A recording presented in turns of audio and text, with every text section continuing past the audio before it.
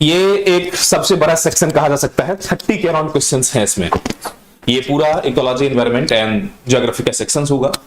ज्यादा डिटेल के बजाय हम लोग सीधे क्वेश्चंस में आएंगे। एक इनसाइट्स आपको ये भी मिलेगी इसमें कि आगामी जो प्रीलिम्स की तैयारी होंगी या मेंस की तैयारी होंगी वो कैसे होंगे, यूपीएससी के कंसर्न्स कैसे हैं, वो कैसे क्वेश्चंस पूछना चाहती है, इन सारी चीजों पे भी एक साथ हम लोग डिस्कशन करते हुए देखते चले जाएंगे।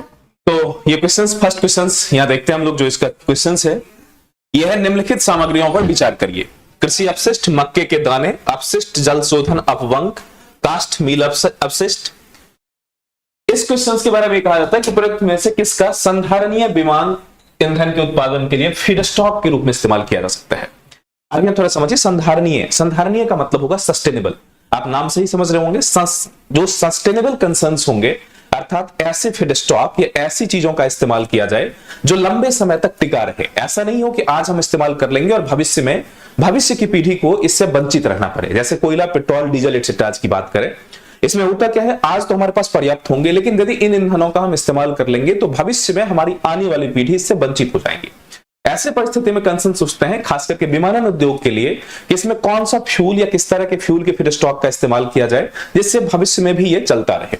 तो इसके लिए यदि बात करें तो ऑब्वियसली बात है, आपने कई सारे ग्रीन कंसर्न से लेकर ग्रीन फ्यूल की बात सुना होगा। अब ऐसे परिस्थिति की यदि बात करेंगे तो इसमें वो सारी चीजों का इस्तेमाल किया जाएगा जो अभी हमारे लिए अपशिष्ट है। और अपशिष्ट करने का मतलब वो यूजलेस है, और यूजलेस होने के साथ साथ वो हमारे लिए पर्यावरण प्रदूषक का भी काम कर रहा है। चूंकि green ecology, green field systems etcetera की बातें अधिक हो रही हैं, इसलिए इस तरह के प्रश्न हर साल आते जाते हैं। अब इसके उत्तर की हम बात करें तो कृषि अपशिष्ट हमारे लिए हार्मफुल है। मक्के के दाने, मक्के के दाना दोनों कंसर्न्स में हमारे लिए इस्तेमाल, फ्यूल के रूप में हम इस्तेमाल कर सकते हैं और फूडिंग के रूप में भी इस्तेमाल कर सकते हैं। इसका भी इस्तेमाल अपशिष्ट जल शोधक, अर्थात तो जल में जो अपशिष्ट है, जब हम वाटर प्यूरिफिकेशन करते हैं उससे जो उसके अपशिष्ट या पंख एक्सेट्रा होते हैं, इनमें भी बहुत सारे ऐसे केमिकल्स, बहुत सारे ऐसे मिनरल्स होते हैं जिनका हम फ्यूल के रूप में इस्तेमाल कर सकते हैं। फिर है कास्ट मिल अपशिष्ट, जो वुड कटिंग कंसर्न्स होते हैं, जो फर्नीचर उद्योग होते हैं या वुड उद्योग होते हैं, ऐसे कंसर्न्स में भी जो कास्ट के उपोत्पाद होते हैं, उपोत्पाद का मतलब बाय प्रोडक्ट, या तो वो किसी फॉर्मेट में हो सकते हैं, इन सब का इस्तेमाल हम लोग जो ग्रीन फ्यूल है उस फ्यूल में इस्तेमाल कर सकते हैं। और चूंकि यहां पूछा जा रहा है कि संधारणीय विमानन ईंधन, संधारणीय विमानन ईंधन का मतलब जो एविएशन इंडस्ट्री से संबंधित फ्यूल है, तो अब इसलिए हर ग्रीन फ्यूल के रूप में इस्तेमाल कर सकते हैं। यहां कॉमन से कंसर्न हो जाएंगे, इसके उत्तर ऑल हो जाएंगे, सारों का इस्तेमाल किया जा सकता है।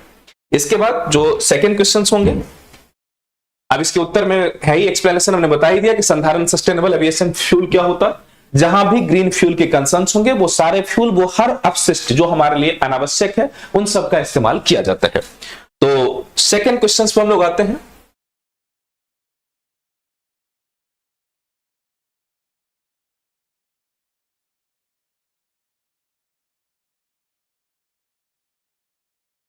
जो सेकंड क्वेश्चन है इसमें यह है कि निम्नलिखित कथनों पर विचार करिए। यह है, बृहत वामन तारों की तुलना में अधिक समय तक अस्तित्व में बने रहते हैं। अब यहां देखो, बृहत तारे वामन तारों की तुलना में अधिक समय तक अस्तित्व में बने रहते हैं। बृहत तारे का मतलब होगा जॉइंट स्टार, और जॉइंट स्टार का मतलब भी आप समझते हैं कि वो स्टार जो बहुत बड़ा हो, जिसकी मास सन के तुलना में खास तौर पे अप्रोक्सीमेटली 3 टाइम्स या उससे भी ज्यादा होता है। एक 2.4 टाइम्स इसका अप्रोक्सीमेटली रेशियो होता है। इसी में बाद में चंद्रशेखर लिमिट भी आता है 1.44 टाइम्स का। अभी आप बेसिक सा कंसर्न समझेंगे, जो बहुत जॉइंट स्टार होता है और सूरज के मास से 2-3 गुना से भी ज्यादा होता है। अब बृहत तारे और वामन तारों का मतलब ड्वार्फ स्टार, ड्वार्फ स्टार का मतलब होगा वो छोटा तारा। तो इसमें प्रश्न है कि बृहत तारे वामन तारों की तुलना में अधिक समय तक अस्तित्व में बने रहते हैं। इसका उत्तर होगा ऐसा नहीं होगा। ऐसा इसलिए नहीं होगा कि जो बृहत तारे हैं वो बड़े तारे होते हैं, बड़े तारे हैं तो उसके कोर पे प्रेशर एंड टेम्परेचर की मात्रा भी अधिक होती है, नतीजन रेट ऑफ रिएक्शन भी वहां हाइयर होता है, इसीलिए फ्यूल कंजम्पशन हाइयर होते हैं, और इसके साथ साथ उसमें ब्लास्टिंग होती है, वो तारा ब्लास्ट कर जाता है। तो बाद में उसके अपशिष्ट के रूप में वही बृहत तारा जब टूटता है तो छोटे ड्वार्फ स्टार बनाते हैं, और जब ड्वार्फ स्टार बनता है तो उसमें ड्यू टू प्रेशर और फ्यूल के कमी होने के कारण रेट ऑफ रिएक्शंस घट जाते हैं, और जब रेट ऑफ रिएक्शंस घट जाएंगे तो इसका मतलब होगा कि उसका अस्तित्व लंबे समय तक बचा रहेगा। क्योंकि जब बृहत तारा होगा तो उसमें रेट ऑफ रिएक्शंस अधिक होंगे, नतीजा ये होगा कि वो जल्दी जल्दी अपना विखंडन करेगा या विस्फोट करेगा, जिस तरह भी अंतिम रूप में वो समाप्त हो जाएगा। इसीलिए जो पहला स्टेटमेंट है कि बृहत तारे वामन तारे की तुलना में अधिक समय तक अस्तित्व में बने रहते हैं, ये गलत है। होता क्या है कि बृहत तारे टूट के वामन तारे में बदल जाते हैं और ये ड्वार्फ स्टार लंबे समय तक टिका रहता है। दूसरा स्टेटमेंट है वामन तारों की तुलना में बृहद तारों में नाभिकीय अभिक्रिया की दर उच्चतर होती है। ऑब्वियसली बात है, अभी हमने इसी में एक्सप्लेन किया कि जो बृहद तारे हैं उसमें न्यूक्लियर रिएक्शन का रेट बहुत हायर होता और इसी हायर होने के चलते उसमें ब्लास्ट होता या उसके फ्यूल का कंजम्पशन समाप्त हो जाता। नतीजा होता है कि वो ब्लास्ट होने के बाद ड्वार्फ तारे में बदल जाता। हाँ, ड्वार्फ तारे में कंसर्न क्या होता, जो कि वहां रेट ऑफ रिएक्शन कम हो जाते हैं, इसलिए लंबे समय तक बचा रहता। इसका एक्सप्लेनेशन तो सही है, लेकिन ऊपर वाला जो कंसर्न है कि बृहद तारे लंबे समय तक टिके रहते हैं, ये गलत है। अर्थात इसका उत्तर कौन होगा इसमें? कथन 1 गलत है और कथन 2 सही है। तो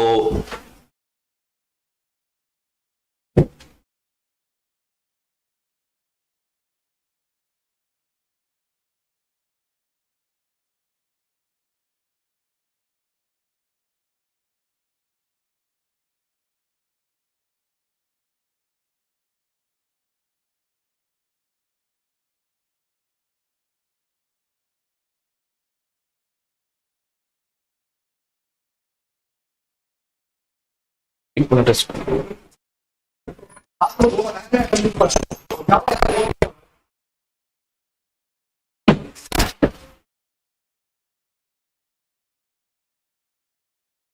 मिनट, कुछ टेक्निकल ग्लिच हैं जिसके चलते थोड़ी सी स्टॉप हो रहे हैं हम लोग।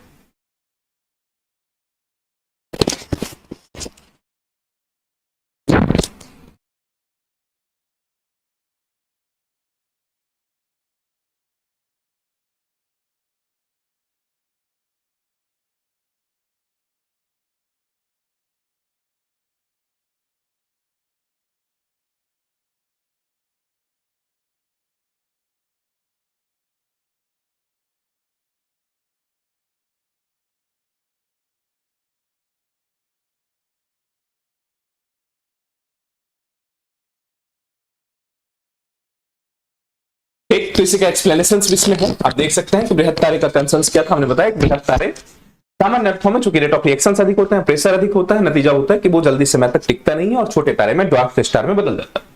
अब नेक्स्ट क्वेश्चन में हम लोग आएंगे। नेक्स्ट क्वेश्चन है कि निम्नलिखित में से कौन सा मानव शरीर में संश्लेषित होता है जो रक्त वाहिकाओं को विस्फरित करता है और रक्त प्रवाह को बढ़ाता है।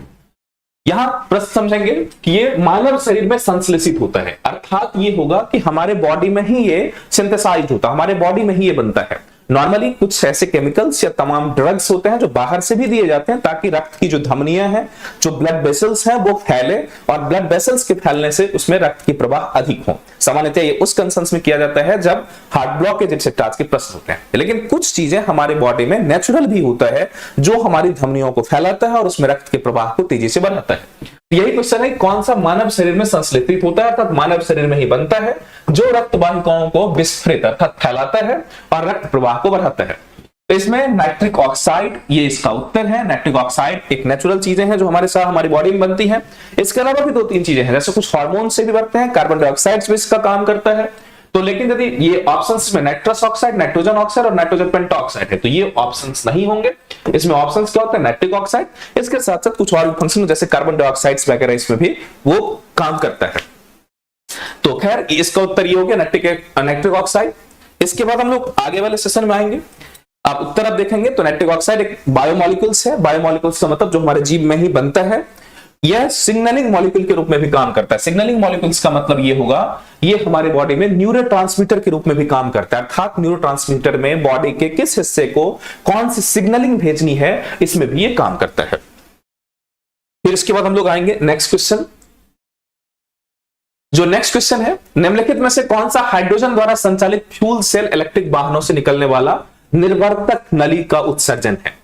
इस क्वेश्चन को सिंपल भाषा में हम समझेंगे कि जो हाइड्रोजन फ्यूल सेल से चलने वाला इलेक्ट्रॉनिक व्हीकल्स हैं उससे उत्सर्जित क्या होता है। सीधा सा प्रश्न यह है कि उसका उत्सर्जन क्या होता। तो ऑब्वियसली आज हम लोग इलेक्ट्रिकल व्हीकल्स की बात करते हैं या हाइड्रोजन फ्यूल से संचालित होने वाले व्हीकल्स की बात करते हैं। ऑब्वियसली इस पे इतना जोर इसलिए दिया जा रहा है क्योंकि इससे प्रदूषक की जो मात्रा होंगे अर्थात जो पॉल्यूटेंट्स होंगे उसको कम करने होंगे, और जब पॉल्यूटेंट्स को कम करने होंगे तो यदि उसमें कुछ अन्य पॉल्यूशंस की मात्रा अधिक होती तो फिर इतना ज्यादा उस पर फोकस किया ही नहीं जाता। तो मूलतः यदि हम बात करें इसके उत्तर में तो ये चूंकि क्लीन हाइड्रोजन ईंधन का इस्तेमाल करता है और हाइड्रोजन ऑक्साइड्स बनने के बाद हाइड्रोक्साइड बनाता है और फाइनली वो वाटर में कन्वर्ट हो जाता है। अर्थात ये होगा कि इसमें कुछ एक्सकेट्राज अर्थात जो कुछ अपशिष्ट पदार्थ हैं वो बचते नहीं हैं। तो इसके उत्सर्जन के रूप में केवल जलवाष्प और कुछ गर्म हवाएं निकलती हैं। इसीलिए इस क्लीन इंजन पे अधिक जोर दिया जाता है और इसीलिए इस इलेक्ट्रॉनिक व्हीकल्स की जो कंसर्न्स हैं वो मॉक क्वेश्चंस में आते भी हैं, क्योंकि हमारा जो कंसर्न्स है, जो ग्लोबल क्लाइमेटोलॉजी के कंसर्न्स हैं, इन सारी परिस्थितियों में हम बार बार स्वच्छ ऊर्जा की ओर आगे बढ़ते हैं। और कॉमन सेंस की बात है, यदि इसमें से कुछ खतरनाक अपशिष्ट का उत्सर्जन होता तो फिर इतनी फोर्स इस पे नहीं होती। तो ऑब्वियसली हाइड्रोजन पेरोक्साइड नहीं होगा, हाइड्रोनियम नहीं होगा, ऑक्सीजन नहीं होगा, इसमें जलवाष्प होगा और इसके साथ साथ कुछ गर्म हवाएं होती हैं। ये बेसिक सा कंसेंस था, ये क्वेश्चन को बहुत टफ नहीं था, इसमें यदि सामान्य दिमाग लगाएंगे तो आपको उत्तर मिल जाएंगे। इसके बाद जो नेक्स्ट क्वेश्चन है, जलवाष्प के संदर्भ में निम्नलिखित कथनों में कौन सा कथन सही है। अब प्रश्न उठता है जलवाष्प के संबंध में water vapour. Water vapour already कहां बन रहा होगा, धरती की बात होगी, धरती पे ही पानी की मात्रा है और यहीं से पानी की मात्रा ऊपर वेपर बन के हवाओं में या वायुमंडल में फैलती है। इस प्रश्न को देखेंगे तो कहा गया ये एक गैस है, तो एक गैस तो है ही जिसकी मात्रा ऊंचाई के साथ घटती चलती है। हाँ, ऑब्वियसली ये घटती जाती है, क्योंकि धरती के सतह पे जो पानी है, चाहे बर्फ के रूप में हो या ताल तलैया एक्सेट्रा किसी भी फॉर्मेट में हो, वही पानी वेपराइज होके ऊपर जाता है और जैसे जैसे ऊपर जाएगा वैसे वैसे चूंकि पानी की मात्रा कम हो जाएंगी, इसीलिए वाटर वेपर की मात्रा भी कम होती चली जाएंगी। तो ये कॉमन सेंस है कि यह गैस है जिसकी मात्रा ऊंचाई के साथ घटती चली जाती है। दूसरा है कि ध्रुवों पर इसका प्रतिशत अधिकतम है। अब यहां देखो, ध्रुवों पर इसका प्रतिशत अधिकतम है, ये गलत स्टेटमेंट है। क्यों है? क्योंकि वैसे तो ध्रुव पे पानी सबसे ज्यादा है, लेकिन जलवाष्प बनने के लिए टेम्परेचर की आवश्यकता होती है। यदि टेम्परेचर नहीं होगा तो पानी इवेपोरेट नहीं करेगा और इवेपोरेट नहीं करेगा तो जलवाष्प की मात्रा कम हो जाएगी। तो यद्यपि ध्रुवों पर पानी की तो अधिकता है, लेकिन टेम्परेचर न होने के चलते वहां इवेपोरेशन की रेट बहुत कम होती और उस इवेपोरेशन के रेट के कम होने के चलते इसकी प्रतिशतता ध्रुव पर न्यूनतम होती है।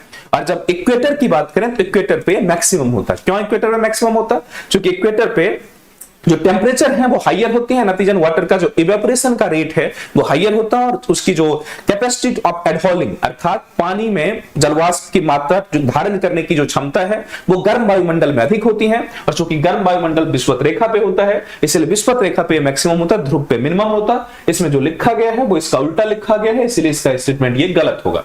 अर्थात इसमें ऑप्शंस कौन होंगे? इसमें ऑप्शंस होंगे केवल एक। नेक्स्ट में आते हैं हम लोग, यही इसकी एक्सप्लेनेशंस हैं। फिर हम लोग आते हैं जो नेक्स्ट क्वेश्चन है, निम्नलिखित विवरण पर विचार कीजिए। अर्थात कुछ एक्सप्लेनेटरी कंसर्न्स है, एक्सप्लेनेशंस है। इन एक्सप्लेनेशंस में हमें देखना है, इसके बारे में बताना है कि रेंज कहां है। तो तापमान की वार्षिक और दैनिक सीमा निम्न है, अर्थात ये होगा कि वर्ष भर और दिन में भी टेम्परेचर लगभग एक जैसा होगा। जबकि सामान्य स्थिति में या हमारे यहां बात करें, क्या होता है कि वार्षिक टेम्परेचर का रेंज भी अधिक होता है, क्योंकि ठंडी में कम, गर्मी में बहुत ज्यादा, दिन में भी गर्म, रात में ठंडी।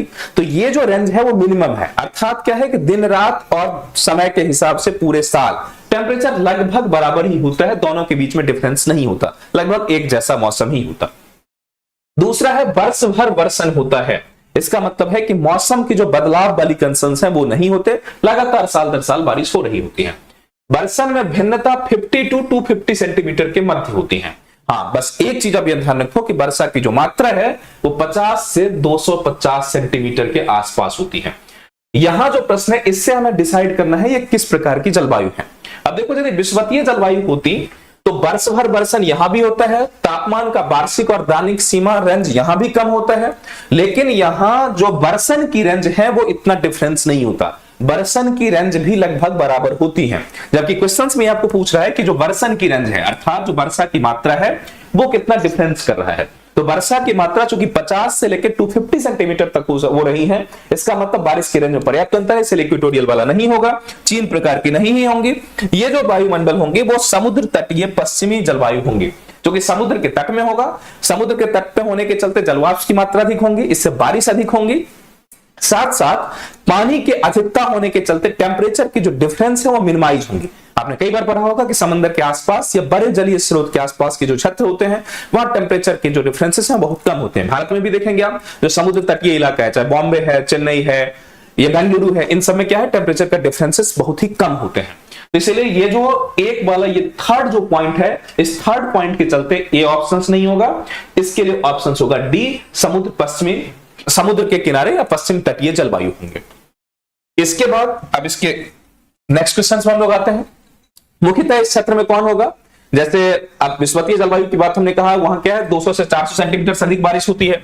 फिर 3 प्रकार की जलवायु, इसमें आपने पता ही होगा। आर्द्र उपोष्ण जलवायु, ये भी आपको पता ही होगा। मूलतः कंसेंसस ये है कि ये उत्तर बहुत आसान था, आपको ये समझ में आ गया। नेक्स्ट क्वेश्चन में बढ़ते हैं हम लोग, जो 24 है। यहां थोड़ा एक टेक्निकल प्रश्न है, ये फैक्ट के साथ साथ इसमें थोड़ी सी एनालिसिस की भी जरूरत होगी। क्वेश्चन है कि कॉरियोलिस बल के संदर्भ में निम्नलिखित कथनों में कौन सा कथन सही है। सबसे पहले समझो कॉरियोलिस बल होता क्या है। जो लोग ज्योग्राफी पढ़े होंगे, कहा जाता है कि धरती के घूर्णन के चलते, क्योंकि धरती अपने आप में अपने एक्सिस पे रोटेट भी कर रही है, और हवा की जो मूवमेंट है, उस मूवमेंट को धरती की जो अपनी घूर्णन है वो प्रभावित करती है। अब ये प्रभावित करती है, ये जो फोर्स है उसको कहते हैं कॉरियोलिस फोर्स। अब ये जो कॉरियोलिस फोर्स है, इस पर असर किसका होता है? ऑब्वियस सी बात है कि यदि ये इक्वेटर, इसकी हम बात करें धरती को, और धरती यदि ऐसे घूम रही है, तो इक्वेटर के साथ साथ जो स्पीड होंगी, धरती की घूर्णन की स्पीड जो आपको फील होगा, वो यहां इस पॉइंट पे स्पीड मिनिमम होंगी, यहां स्पीड मैक्सिमम होंगी। और हवा के स्पीड के साथ साथ यदि यहां धरती की घूर्णन की स्पीड एक पर्टिकुलर पॉइंट पे यदि कम होंगी, मतलब आपकी फीलिंग की बात करें, यदि धरती की स्पीड कम होंगे तो यहां कॉरियोलिस फोर्स लगभग 0 हो जाता है। और जैसे ही हवा की स्पीड बढ़ती है, हवा की स्पीड बढ़ने के साथ साथ ये जो फोर्स है इसकी घूमने की, वो उस पर ज्यादा असर करेगा, और ज्यादा असर करने के चलते यहां वो फोर्स ज्यादा होगा। इसीलिए कहा जाता है कॉरियोलिस फोर्स इक्वेटर पे नियरली 0, पूरी तरह 0 नहीं हो सकता, क्योंकि हवा की स्पीड यहां कम हो जाती है, और हवा की स्पीड जब इक्वेटर पे कम है तो कॉरियोलिस फोर्स चूंकि धरती के घूर्णन के कारण और हवा की स्पीड पे लागू होती है, तो इसीलिए धरती घूर्णन कारण यहां नियरली 0, इक्वेटर पे ये मैक्सिमम होता है। अब यहां प्रश्न यह है कि पवन की वेग में वृद्धि के साथ बढ़ता है। ऑब्वियस बात है कि यदि स्पीड अधिक बढ़ेंगे तो जर्क अधिक लगेंगे, और जर्क अधिक लगेंगे इसका मतलब कॉरियोलिस फोर्स ज्यादा होंगे। ये कॉमन सी बात है, नॉर्मल भी आप स्पीड अधिक होंगी तो तीव्र मोड़ पे आपके साथ जर्क ज्यादा लगेंगे। यदि स्पीड कम होंगे तो मोड़ पे भी आपकी जो स्पीड, जो जर्क है या आप पे जो इंटेंसिटीज है, प्रभाव है, वो कम होंगे। नतीजा ये होगा किसमें, यह पवन की वेग की वृद्धि के साथ बढ़ता है, ऑब्वियसली बढ़ता है। यह ध्रुवों पर सर्वाधिक है और भूमध्य रेखा पर विद्यमान नहीं होता। ये विद्यमान नहीं होता थोड़ा डायरेक्ट स्टेटमेंट है, लेकिन ये कहा जाता है कि नियरली 0, हाँ 0 माना जा सकता है। अर्थात ऐसी परिस्थिति में ये दोनों ही स्टेटमेंट सही होंगे, तो उत्तर होगा इसका सी। सर्वाधिक का तो शून्य होता है, इसमें उत्तर 1 और 2 सी होंगे, ये आपको कवर हो गए। फिर नेक्स्ट क्वेश्चन आ रहा है, कहा जाता है कि प्रत्येक वर्ष 21 जून को निम्नलिखित में से किस अक्षांश पर 12 घंटे से अधिक समय का सूर्य प्रकाश विद्यमान होता है। अब यहां यदि आप देखेंगे तो जो इक्वेटर वाला जोन है धरती का, जो इक्वेटर वाला जोन है, इस पे तो हमेशा ही अप्रोक्सीमेटली 12 आवर का दिन रात होता ही है। ये अप्रोक्सीमेट टाइम है इक्वेटर पे, चाहे सूरज इस साइड रहे या इस साइड रहे। अब यहां प्रश्न उठता है 23.5 23.5 डिग्री उत्तर, जिसको कहते हैं कर्क रेखा, और दूसरा होता है 23.5 डिग्री दक्षिण, जिसको हम लोग मकर रेखा कहते हैं। 31 जून का जो टाइम है, इस दिन सूरज लगभग यहां होता है। अब जब यहां होता, जैसे नॉर्दर्न गोलार्ध की बात करें तो कर्क रेखा पे होती है, तो कर्क रेखा पे होने के चलते जब सूरज इस पॉइंट पे चमक रहा होगा तो यहां तो लगभग 12 घंटे के आसपास ही टाइम होगा, लेकिन इस हिस्से में सूरज अधिक देर तक चमकता रहेगा, due to tiltation of our earth. जो अर्थ की टिल्टेशन है, उन टिल्टेशन के चलते यहां सूर्य के प्रकाश अपेक्षाकृत लंबे समय तक दिखाई देंगे। इसीलिए आपको पता होगा कि उत्तरी ध्रुव में जब सूर्य होता है तो जैसे जैसे हम लोग ऊपर की ओर बढ़ते हैं, दिन की मात्रा बढ़ती चली जाती है और रात की लंबाई घटती जाती है, अर्थात दिन लंबे समय तक दिन ही होता है। यहां तक कि पीक पॉइंट पे चलते हैं तो 6-6 महीना लगातार दिन ही होता है, और जब इस साइड आएंगे तो 6 महीने लगातार रात होती है।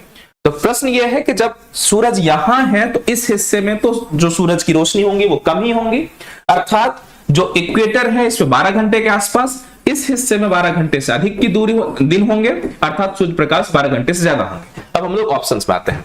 भूमध्य रेखा तो 12 घंटे से ज्यादा है, इसलिए हो ही नहीं सकता, ये अप्रोक्सीमेटली 12 आवर के आसपास ही होते हैं। कर्क रेखा ऑब्वियसली सही है। मकर रेखा चूंकि इस साइड है इसलिए यहां होना संभव ही नहीं है, बहुत कम टाइम के लिए होगा। उत्तरी ध्रुव जो 66.5 डिग्री के आसपास, 66.5 डिग्री के आसपास ये कर्क रेखा के ऊपर वाला लाइन है, तो इस लाइन पे भी 12 घंटे से अधिक की रोशनी रहेंगी, इसलिए दिन ज्यादा बड़ा होगा, इसलिए इसके उत्तर होंगे कौन, कर्क रेखा और उत्तरी ध्रुव। इसका मतलब ऑप्शन इसके होंगे केवल 2 और 4, अर्थात डी। क्लियर। नेक्स्ट क्वेश्चन पे हम लोग आते हैं।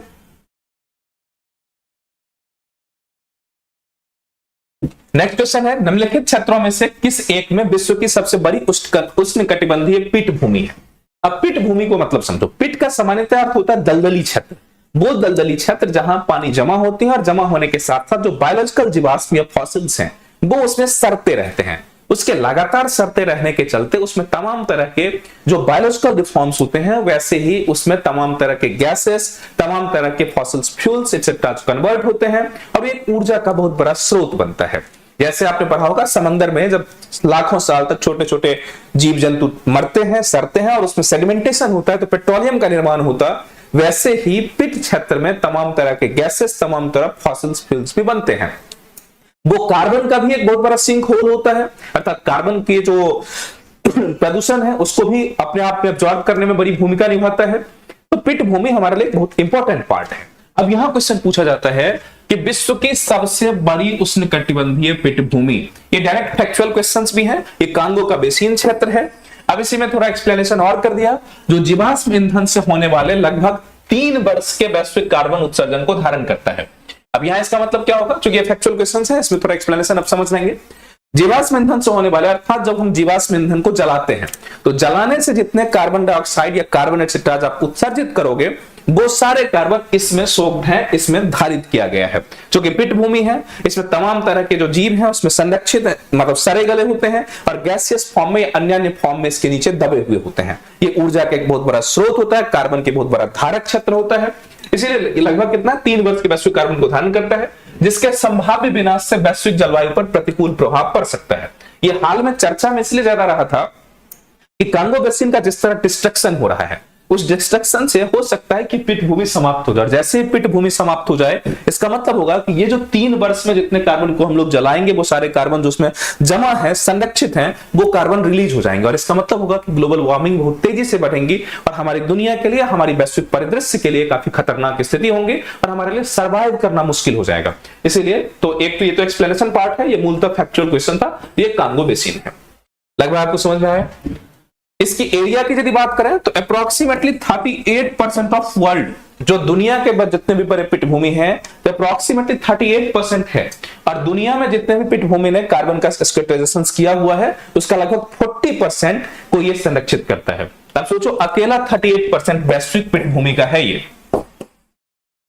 वैश्विक पीठभूमि का अकेला 38% के आसपास। इसके बाद हम लोग नेक्स्ट क्वेश्चन में आते हैं।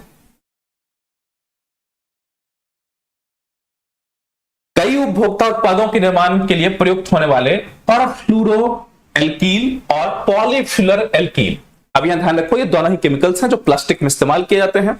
और प्लास्टिक में भी कैसा, इसको लगभग परमानेंट प्लास्टिक कहा जाता है। परमानेंट प्लास्टिक का मतलब जैसे फूड कंटेनर होंगे या पैकेजिंग मटेरियल्स होंगे, जिसमें लंबे समय तक प्रिजर्वेशन की आवश्यकता होती है, उसमें सस्ते रूप से ये विकल्प होता है प्लास्टिक का। उस प्लास्टिक से हम लोग पैकेजिंग करते हैं, चाहे फूड प्रोडक्ट हो या अन्य जितने भी प्रोडक्ट होते हैं। आज हमारे दैनंदिन जीवन के तमाम उपयोगी चीजें, जैसे सौंदर्य प्रसाधन है या अन्य जो कुछ भी आप इस्तेमाल करते हो, उन सारी चीजों में इसका इस्तेमाल किया जाता है, इसकी पैकेजिंग के लिए या पैकेट बनाने के रूप में।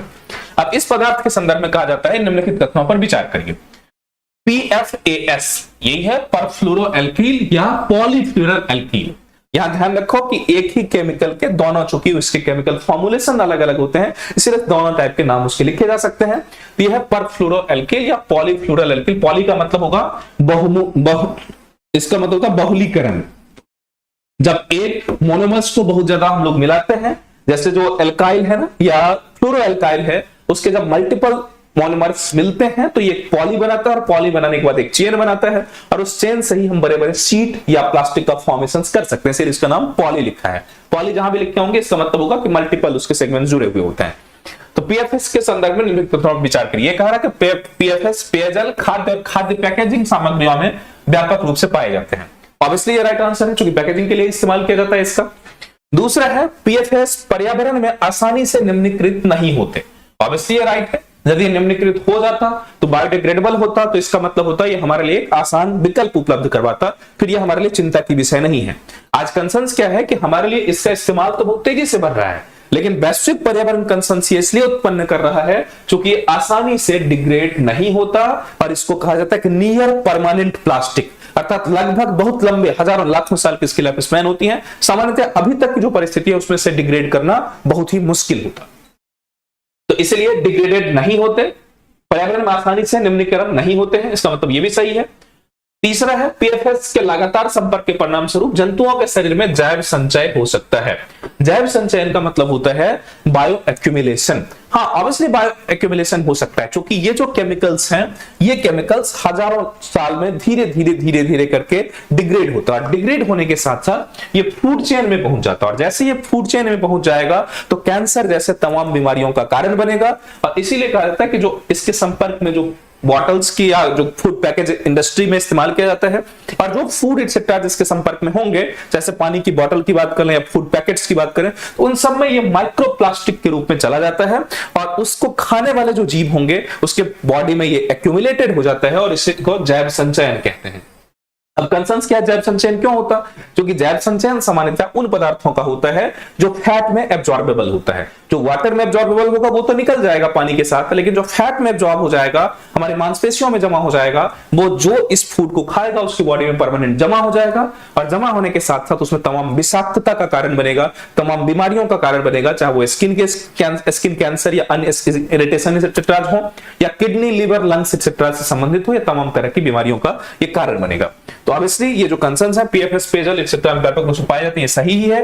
ये आसानी से डिग्रेडेड नहीं होते, ये भी सही है। इसके लगातार संपर्क के परिणाम स्वरूप जंतुओं में जैव संचय हो सकता है, अर्थात तीनों ही पॉइंट इसके सही हैं। फिर हम लोग नेक्स्ट पॉइंट में आते हैं। जो नेक्स्ट क्वेश्चन है, निम्नलिखित पर विचार करें। इसमें है कैराबिड बीटल्स। कैराबिड बीटल्स एक इंसेक्ट अर्थात एक कीट की प्रजाति है। अब ये दूसरा है कंकाल, सेंटीपिड्स, मक्खियां, जानते हो मक्खियां, उसके बाद दीमक और वर्ग। वर्ग का मतलब जो बर्रे होते हैं। उपर्युक्त जीवों में कितने प्रकार में परजीवाभ्य जातियां या पैरासिटॉइड स्पीशीज पाई जाती हैं?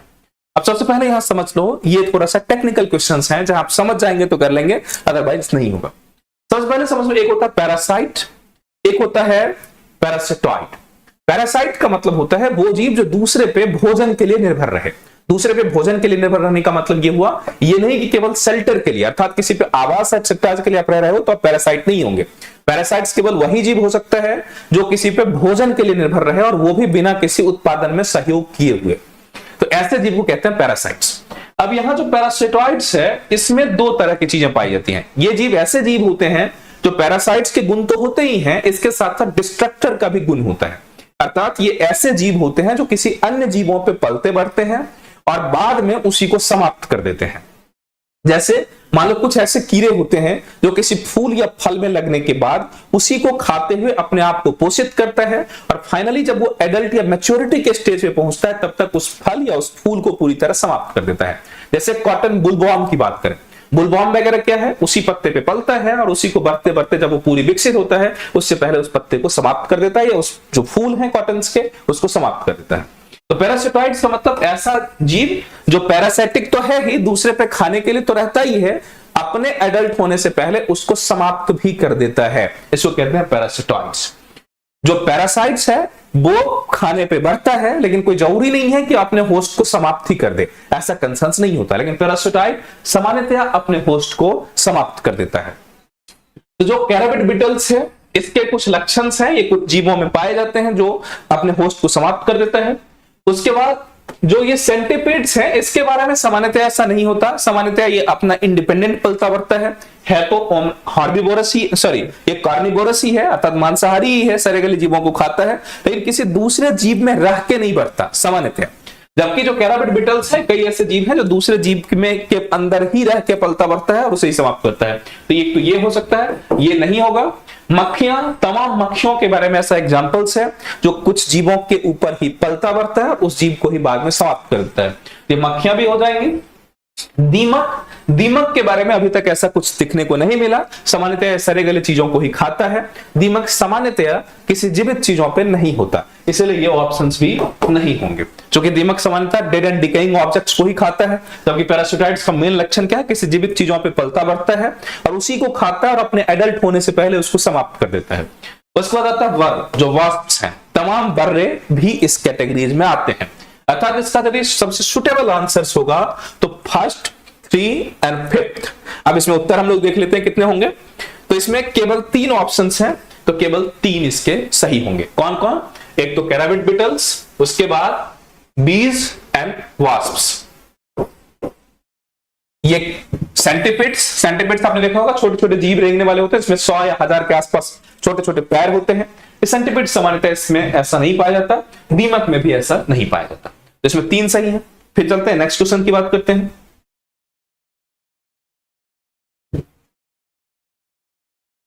निम्नलिखित पौधों पर विचार करें, इन प्लांट्सों की चर्चा करें। प्रायः मूंगफली, कुल्थी अर्थात हॉर्स ग्राम और सोयाबीन, इन तीनों पौधे के बारे में आप जानते होंगे, ये हमारे बहुत प्रचलित पौधे हैं। इसमें से कौन मटर कुल के पौधे हैं? ये डायरेक्टली फैक्ट्स वाला क्वेश्चन है। ये तीनों ही पी फैमिली के हैं अर्थात मटर कुल के पौधे हैं, इसमें अर्थात तीनों ही इसके उत्तर सही होंगे। नेक्स्ट क्वेश्चन पे आते हैं हम लोग।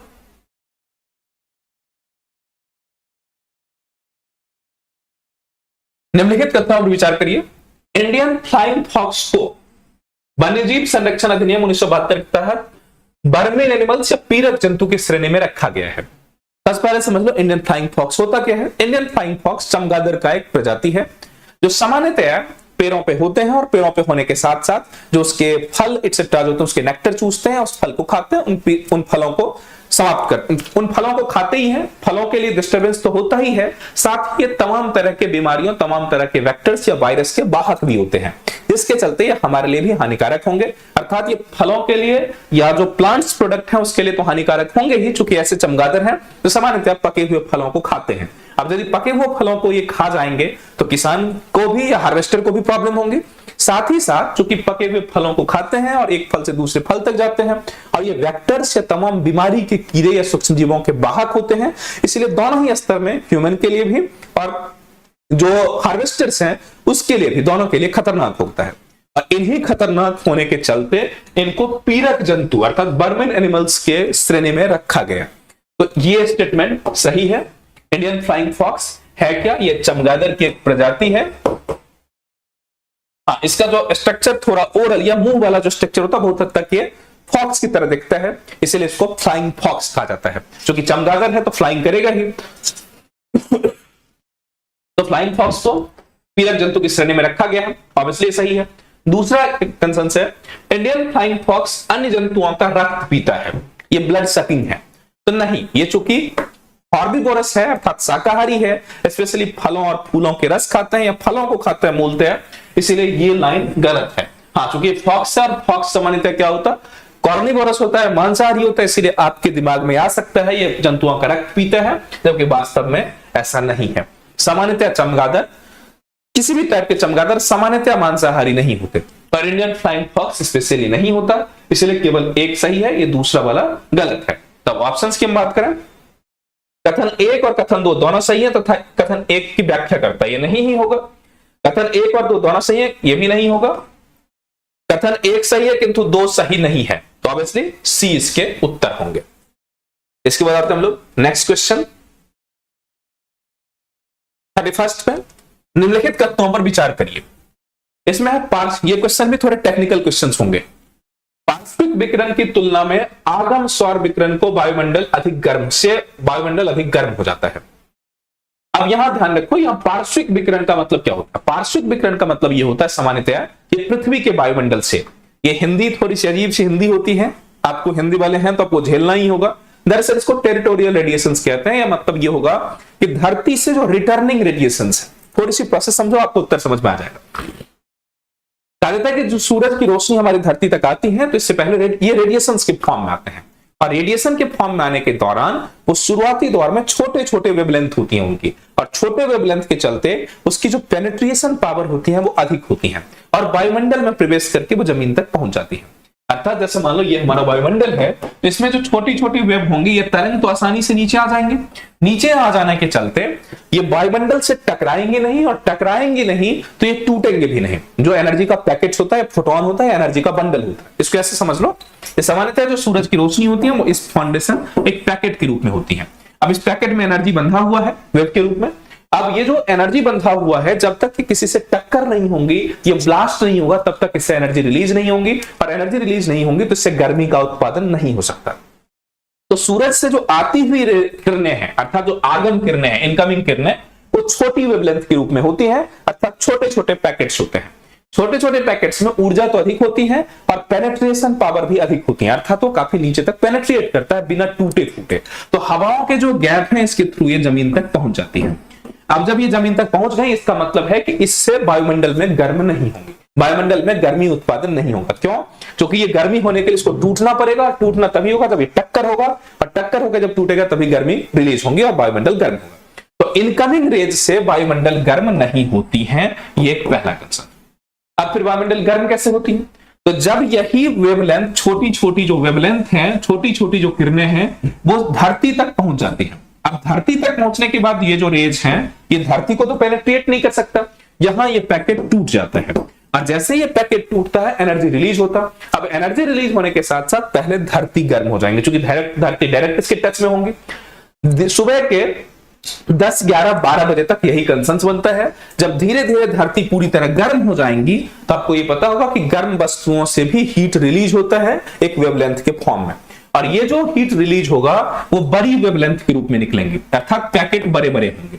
अब ये जो बड़े पैकेट होंगे जब धरती से रिलीज होना शुरू होगा, सामान्यतः मॉर्निंग के 10-11 बजे के बाद, तो वो जैसे ही रिलीज होगा, चूंकि पैकेट बड़ा है, तो धरती के ऊपर की जो ये वायुमंडल है, हवा की सतह है, इनसे टक्कर होंगे, और जैसे ये टक्कर होगा ये पैकेट ब्लास्ट हो जाएगा, और जैसे ये पैकेट ब्लास्ट होगा वैसे एनर्जी रिलीज होंगी और निचली हवा गर्म हो जाएंगी। अर्थात जो वायुमंडल की गर्मी होती है वो नीचे से शुरू होती है, ना कि ऊपर से।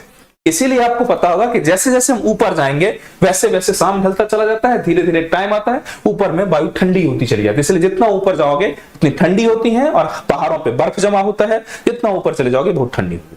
क्लियर हो गया ये मुद्दा कि धरती गर्म कैसे होती है? आने वाली किरणों से नहीं, धरती से जो रेडिएशंस निकलता है उससे गर्म होती है।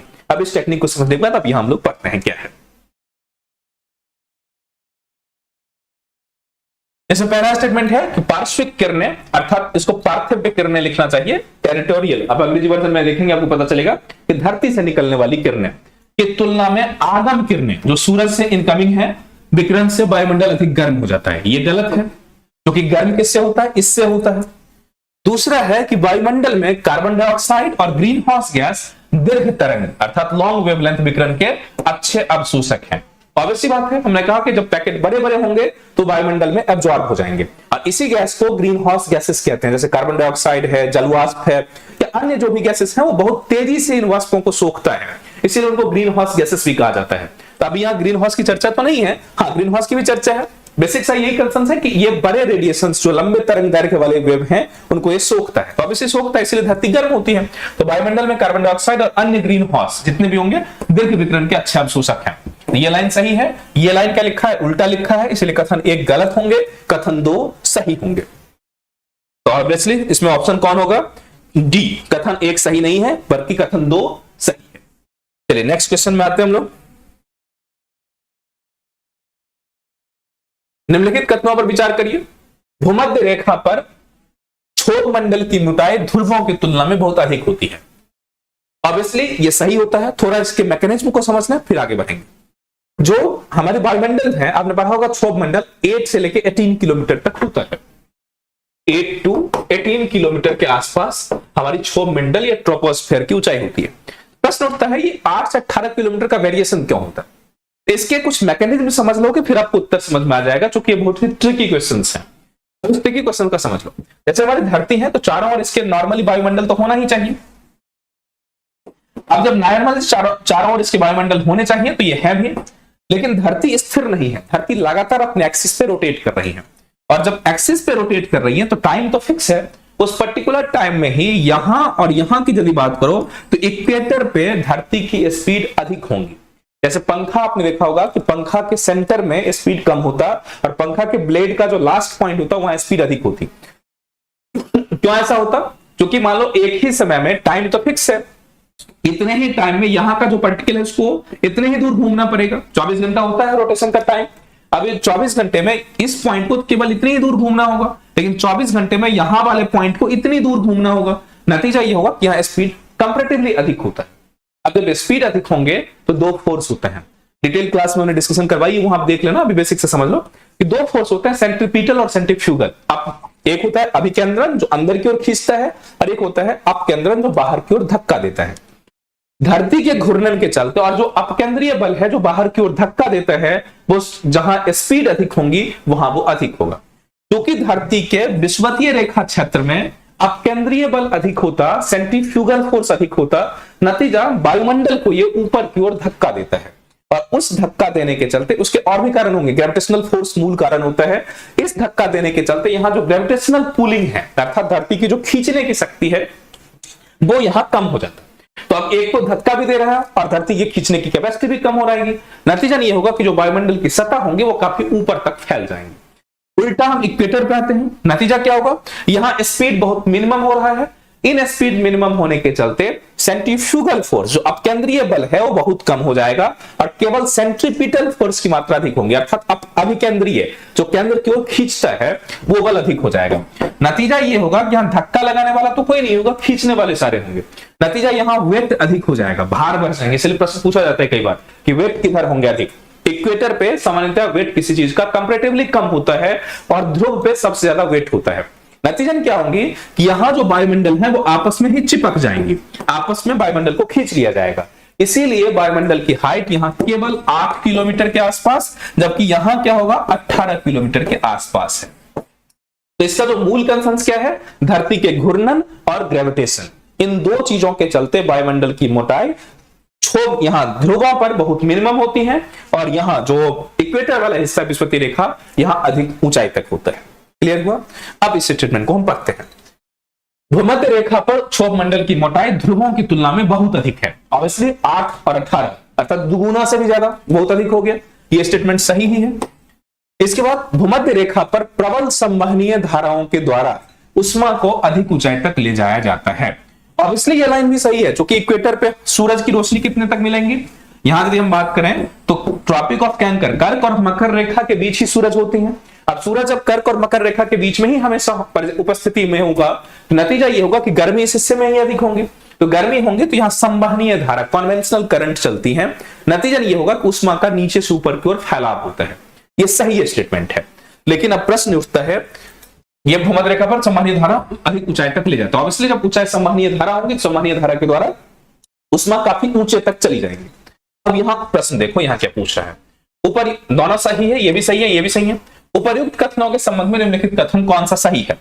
कथन 1 और 2 दोनों सही है तथा कथन 2 कथन 1 की व्याख्या करता है। देखो दोनों कथन सही है, लेकिन ये इसकी व्याख्या नहीं कर रहा है, क्योंकि व्याख्या में थोड़ा सा एक पॉइंट रोल हो सकता है हीट का, टेम्परेचर का, लेकिन मेजर रोल किसका था? ग्रेविटेशन और घूर्णन का। इसीलिए हम इसको ये नहीं कह सकते कि ये लाइन इसकी व्याख्या कर रहा है। हाँ, एक रोल हो सकता है, लेकिन बहुत मिनिमम रोल हो सकता है। इसीलिए इसकी व्याख्या वाला कथन सही नहीं होंगे। ऑब्वियसली हमें उत्तर बी होंगे। कथन 1 और 2 कथन सही है, किंतु कथन 2 कथन 1 की व्याख्या नहीं करता। हाँ, अपने आप में तो सही है, लेकिन चूंकि अब मान लो यदि कथन व्याख्या इसलिए नहीं कर सकता कि यदि टेम्परेचर की ही बात होगी तो कॉन्वेंशनल करंट तो हर जगह हो सकते हैं। तो कॉन्वेंशनल करंट एटमॉस्फेयर को बहुत ऊंचा उठा दे, ऐसा नहीं होगा। हाँ, उससे टेम्परेचर बढ़ सकता है, that means the different part. इसकी रोल बहुत मिनिमम होंगी, इसलिए प्रॉपर एक्सप्लेनेशन इसका नहीं है। प्रॉपर एक्सप्लेनेशन इसका क्या है? धरती का घूर्णन और ग्रेविटेशनल पुलिंग। ठीक, तो ये उत्तर भी आपको समझ में आ गया। अर्थात इसका उत्तर क्या हो जाएगा? बी। कथन 1 और 2 दोनों सही है, किंतु कथन 2 कथन 1 की व्याख्या नहीं करता। इसके बाद हम लोग आगे बढ़ते हैं। जो नेक्स्ट क्वेश्चन है, निम्नलिखित पर विचार करिए।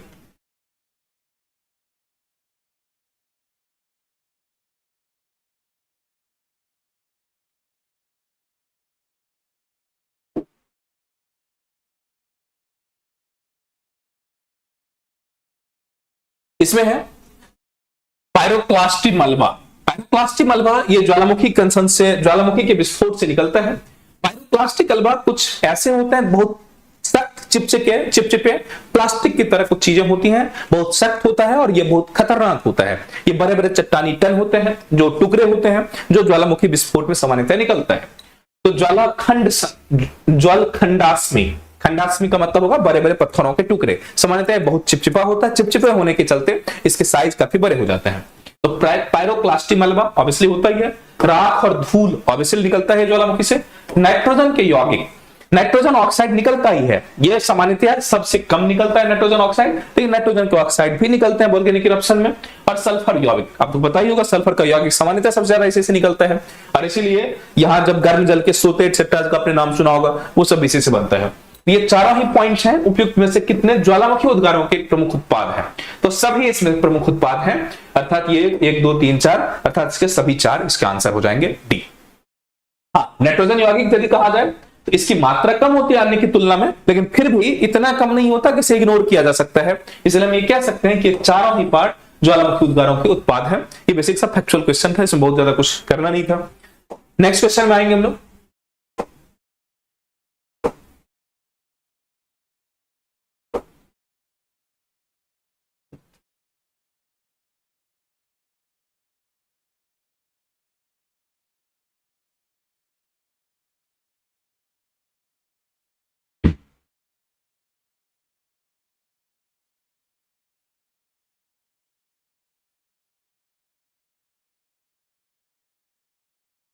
लगभग इतने ज्वालामुखी क्वेश्चंस, यहां तक हमने ज्योग्राफी के एक मेजर कंसर्न्स, कुछ एनवायरमेंट है, ज्योग्राफी के भी कंसर्न्स हमें लगता है टेक्निकलिटी आपको सारी समझ में आ गई होंगी, इसके उत्तर भी कवर हो गए। नेक्स्ट कुछ क्वेश्चंस और भी हैं, हम देख रहे हैं स्लाइड पे कि कौन से और क्वेश्चंस हैं, उस क्वेश्चन को ले लेते हैं।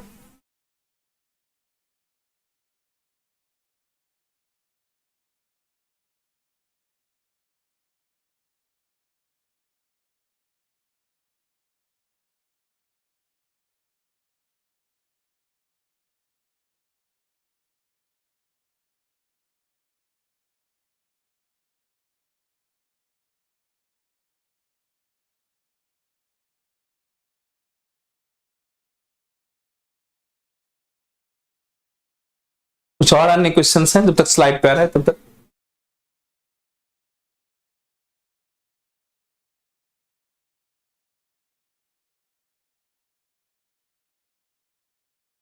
हाँ, नेक्स्ट क्वेश्चंस की बात करें,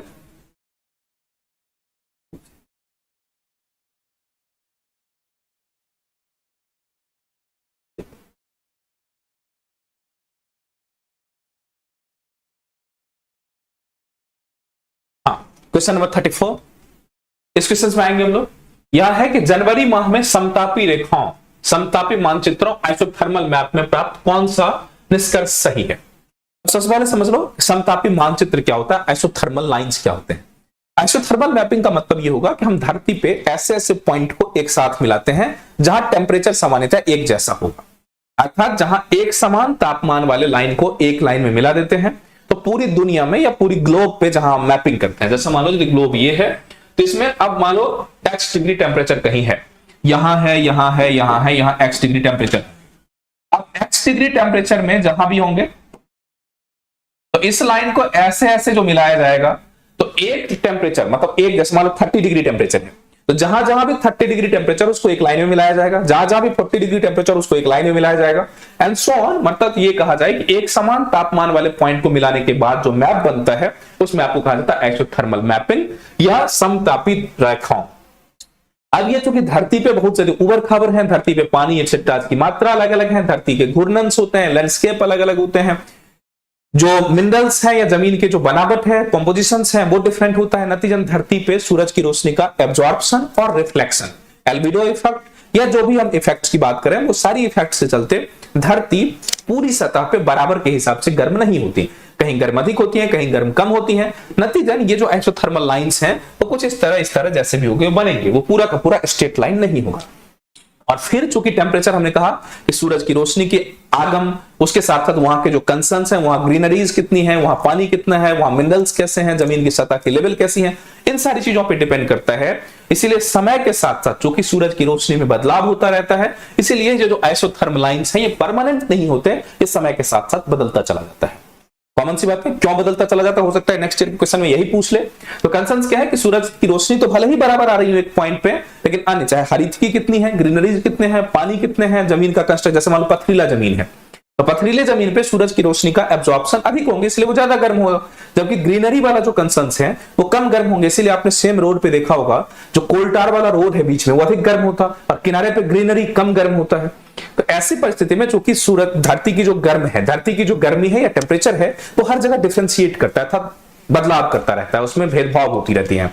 नतीजन एक्सोथर्मल लाइन भी स्ट्रेट लाइन नहीं होता, एक पहला कंसर्न। और दूसरा यह है कि ये लाइन परमानेंट नहीं होते, हमेशा बदलते रहते हैं। ये क्लियर हुआ। अब यहां इसी संदर्भ में प्रश्न को पढ़ते हैं। कहता है कि समताप रेखाएं महासागर के ऊपर उत्तर की ओर और महाद्वीप के ऊपर दक्षिण की ओर विचलित हो जाती है। ये कहां, ये जनवरी की बात पूछ रहा है।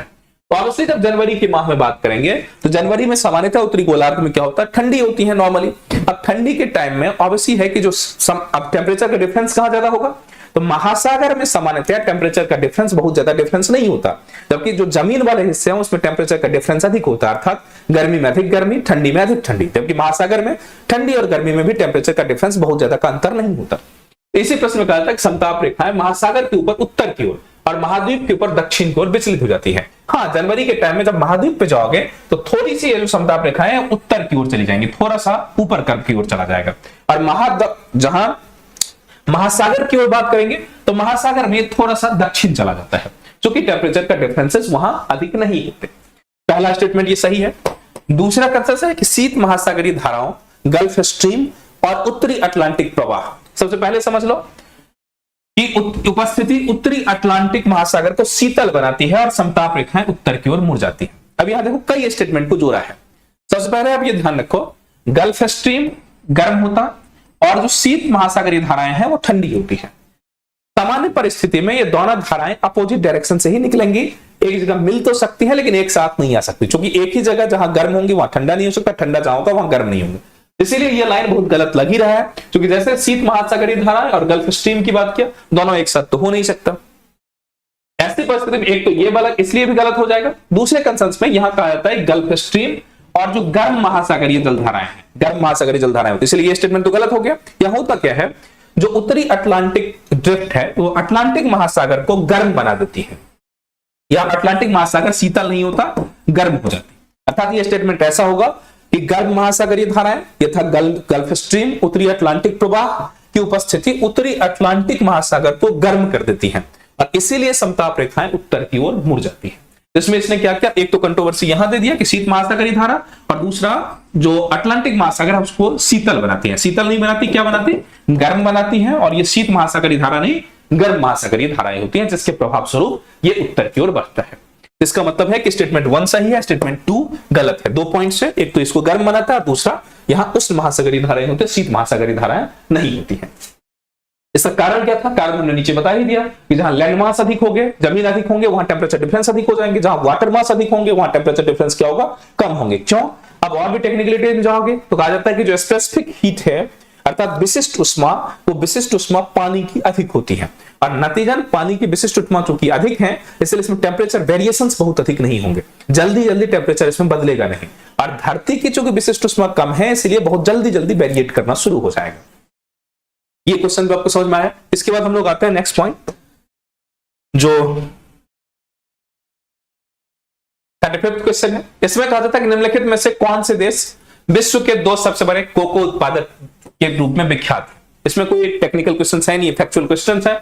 इसमें आइवरी कोस्ट और घाना, ये दोनों ही स्टेट आते हैं, आइवरी कोस्ट और घाना। नेक्स्ट क्वेश्चन में हम आएंगे, इसका उत्तर हो जाएगा सी।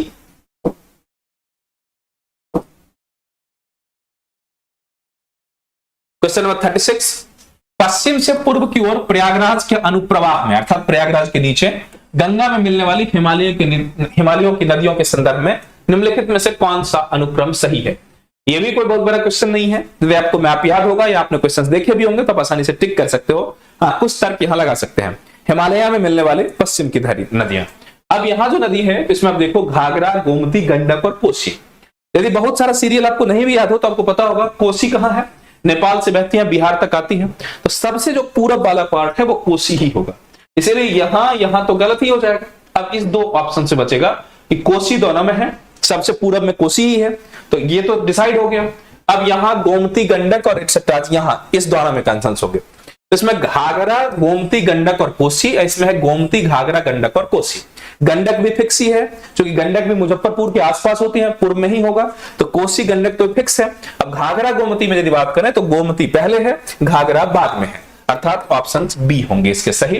ये भी आपको मैप याद होगा तो भी कर सकते हो, या थोड़ा लॉजिकल कंसेंस होंगे तो लॉजिकल से भी ये 2 ऑप्शन तो हम छांट ही सकते थे क्योंकि सबसे पूरब में ये है तो इसका उत्तर ये सही हो जाएगा, अर्थात बी, अर्थात गोमती, घाघरा, गंडक और कोसी। इसके बाद नेक्स्ट क्वेश्चन में हम लोग आते हैं।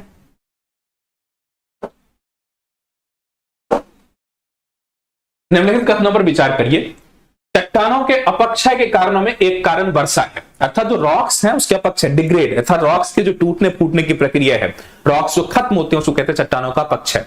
चट्टानों के अपक्षय के कारण वर्षा है। ऑब्वियसली एक वर्षा ही कारण नहीं है, लेकिन एक कारण तो वर्षा है ही। बारिश से क्या होती है, कुछ मिट्टी में बारिश के चलते जो घुलनशील तत्व हैं चट्टानों की वो घुल जाते हैं, उसके साथ साथ चट्टान के बीच में बारिश की बूंदें जमा हो जाती हैं। दिन के समय में ये वो गर्म होती हैं, रात के समय में ठंडी होती हैं, बर्फ बनती है। और आपको पता होगा बर्फ का साइज पानी के साइज से बड़ा होता है, एबनॉर्मल लिक्विड है। अब जब रात के समय में बर्फ बढ़ती है तो वो उसका वॉल्यूम बढ़ता है, और वॉल्यूम बढ़ने के साथ साथ चट्टानों की जो दरार है वो फैलती है और चट्टानें टूट जाती हैं। ऐसे बहुत सारी चीजें हैं जिसके चलते एक कहा जा सकता है कि बारिश की जो बूंदें हैं वो एक कारण है, एक प्रमुख कारण है।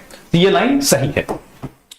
दूसरा कारण है, अब उसे पूछ रहा कैसे कैसे, तो वर्षा जल में घोल के रूप में कार्बन डाइऑक्साइड विद्यमान होता है।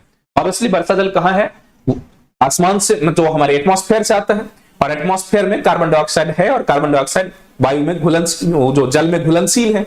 तो जो वायुमंडलीय कार्बन डाइऑक्साइड है वो वर्षा जल में ऑलरेडी घुलनशील होंगी, तो जब घुलनशील होंगे तो उसके साथ होंगे ही, तो ऑब्वियसली ये भी सही होगा। और इसलिए अपक्षय भी करता है, क्योंकि कार्बन डाइऑक्साइड जब बारिश की बूंदों के साथ जमीन पे गिरेंगी तो कार्बन डाइऑक्साइड में जो घुलने वाले मिनरल्स या तत्व या यौगिक होंगे वो घुल जाएंगे और चट्टान टूट जाएंगे। ये भी एक सही है। तीसरा स्टेटमेंट है वर्षा जल में वायुमंडलीय ऑक्सीजन विद्यमान होता है। ऑब्वियसली जहां जल है तो जल में घुली हुई ऑक्सीजन तो होंगे ही, इसलिए अपने समंदर एक्सेट्रा में पढ़ा होगा कि जब घुले हुए ऑक्सीजन या डिजॉल्व्ड ऑक्सीजन की मात्रा कम हो जाती है तो जलीय जीव मरने लगते हैं। तो वायुमंडलीय जो जल है उस जल में भी वायुमंडलीय गैस तो मिले ही होंगे, ऑक्सीजन मिले ही होंगे। तो अब यहां क्वेश्चन है कि वायुमंडलीय ऑक्सीजन विद्यमान होते हैं, ये दोनों ही होते ही हैं। अब इसका उत्तर, उद्देश्य क्या, पूछना क्या है, उपर्युक्त कथनों के संबंध में निम्नलिखित में से कौन सा सही है। इसमें से सही क्या है ये जानना है। कथन 1, कथन 2 और 3 ये टाइपिंग एरर है, इसलिए आप ध्यान रखें, अपने क्वेश्चन से मिला लेंगे। ये 11 नहीं है, कथन 2 और 3 है। 2 और 3 दोनों सही है तथा दोनों कथन 1 की व्याख्या करते हैं। ऑब्वियसली कथन 2 और 3 सही ही है, जो कि कार्बन डाइऑक्साइड मिला होता है और वायुमंडल में ऑक्सीजन भी मिला होता है, और ऑक्सीजन भी किसी चीजों के साथ रिएक्ट करके ऑक्साइड बना लेता है, कार्बन डाइऑक्साइड भी किसी चीज के साथ तमाम तरह के केमिकल्स बनाते हैं और अपक्षय का कारण बनता है। इसीलिए इसका एक्सप्लेनेशन ये दोनों तो है ही, इसीलिए इसका उत्तर हो जाएगा ए। कथन 2 और 3 दोनों सही है तथा दोनों कथन 1 की व्याख्या करते हैं। इसका मतलब आंसर ए इसका सही हो जाएगा। नेक्स्ट क्वेश्चन में आएंगे।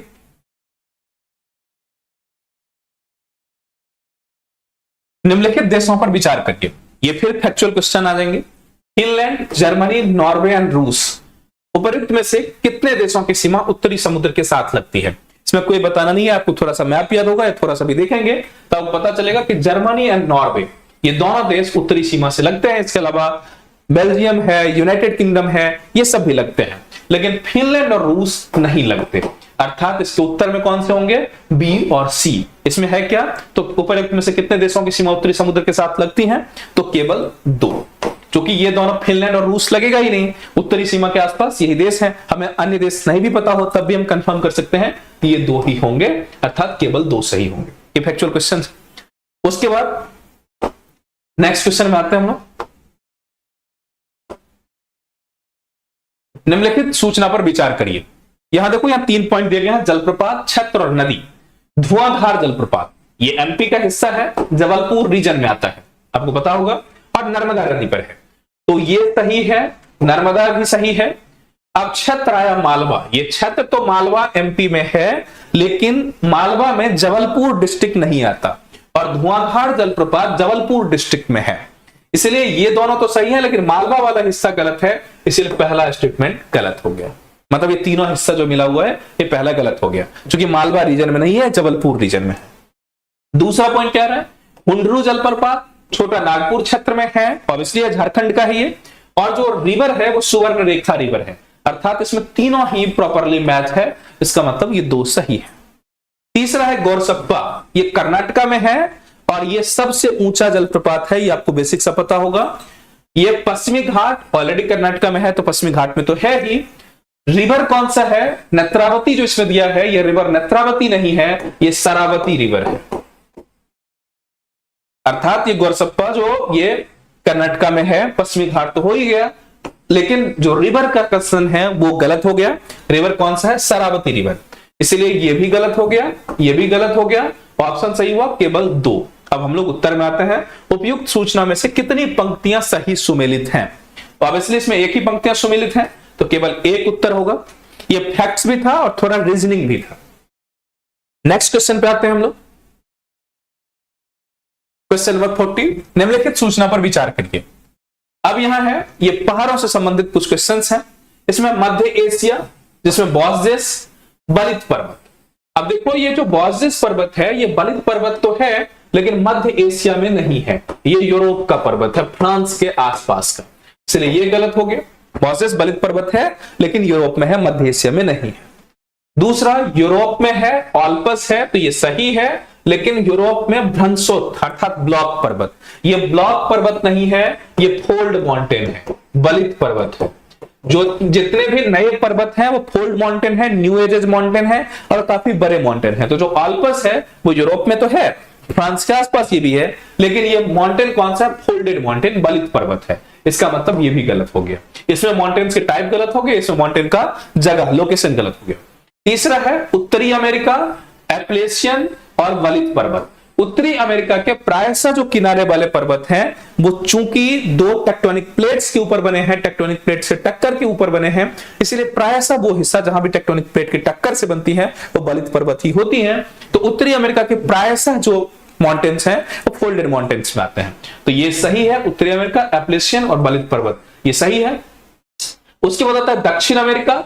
दक्षिण अमेरिका की बात करें, साउथ अमेरिका, एंडीज, और एंडीज भी बलित पर्वत है, चूंकि दक्षिण अमेरिका जो नीचे वाला हिस्सा हमारा दक्षिण अमेरिका का है ऐसे, तो दक्षिण अमेरिका वाला जो पार्ट है उसके यहां एंडीज टाइप का है, तो इसलिए ये भी एंडीज भी बलित पर्वत है, अर्थात ये दोनों ही जो पर्वत है वो सही है। तो अर्थात इसमें कितने ऑप्शंस होंगे? कौन कौन? केवल एक नहीं होगा, केवल 2 सही होंगे, क्योंकि ऊपर वाला दोनों ही गलत है। एक में पोजीशन गलत है और एक में पहाड़ के टाइप गलत है। नेक्स्ट क्वेश्चन में आएंगे।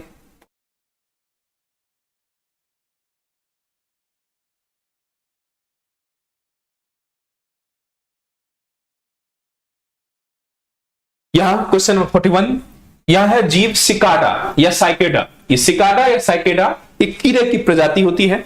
अभी हाल में ये बहुत चर्चा में इसलिए रहा था कि इसके बड़े पैमाने पे उद्भव होना शुरू हुआ। बड़े पैमाने पे उद्भव का मतलब ये होता है कि सामान्यतः ये जीव मिट्टी के अंदर होता है सिकाडा, केवल प्रजनन के टाइम में मेटिंग के लिए धरती की गर्भ से ऊपर आता है, अर्थात मिट्टी से बाहर आता है, और मिट्टी से बाहर आने के बाद कुछ ही समय तक ये जिंदा होता है, उसके बाद इसकी लाइफ स्पैन समाप्त हो जाती है। सिकाडा इसलिए हाल में चर्चा में रहा था, ये साइकेडा जिसको कहते हो। उसका मंडूक फुदक, फ्रॉग हॉपर, फ्रॉग हॉपर ये भी एक कीड़े की प्रजाति ही है। और इसके साथ साथ ताल बिसर्पी या पॉन्ड स्केटर। पॉन्ड स्केटर का मतलब यह है कि पॉन्ड में फुदकने वाला टाइप का होगा, ऑब्वियसली नाम से ही पता चल रहा होगा स्केटर है तो कीड़े की प्रजाति होंगी। उस पर भी स्पेशली ये सिकाडा के कारण ये चर्चा में रहा था। सिकाडा चूंकि जल्दी अभी बहुत ज्यादा इसके फ्लरिशिंग हुई थी, बहुत ज्यादा इसके फ्लरिशिंग के साथ साथ बहुत ज्यादा चैलेंजिंग भी हुए थे, ये बहुत ज्यादा न्यूज में रहा था, इसलिए कहा था ये तीनों ही क्या है? ये इंसेक्ट की प्रजाति है। चर्चा में रहा, करंट अफेयर के कारण ये आपको कवर हो जाएगा, ये कीट है। इसलिए स्पेशली चर्चा में इसलिए रहा कि सिकाडा का अधिकांश लाइफ स्पैन मिट्टी के अंदर ही बीतता है, इसलिए आपने एक ये इकोलॉजिकल जो डिमॉर्फिसम्स हैं, अर्थात इकोलॉजिकली इसको सेपरेट करने का कि किस ग्रुप में है वो डिसाइड करने के लिए सिकाडा के नाम पे दे दिया। तो ये कीड़े की प्रजाति है, और नॉर्मली मंडूक फ्रॉग हॉपर कीड़ा है ही, आपने बेसिक यदि इकोलॉजी एनवायरनमेंट पढ़ा होगा तो ये बहुत चर्चा में रहता है। और फिर पॉन्ड स्कैटर जो तालाब में कूदने वाले कुछ कीड़े होते हैं, ये कीड़े भी रहते हैं, तो ये सब कीड़े की प्रजाति है। ये फैक्चुअल था, इससे ज्यादा इसमें कुछ नहीं था। नेक्स्ट क्वेश्चन में हम लोग आगे बढ़ते हैं।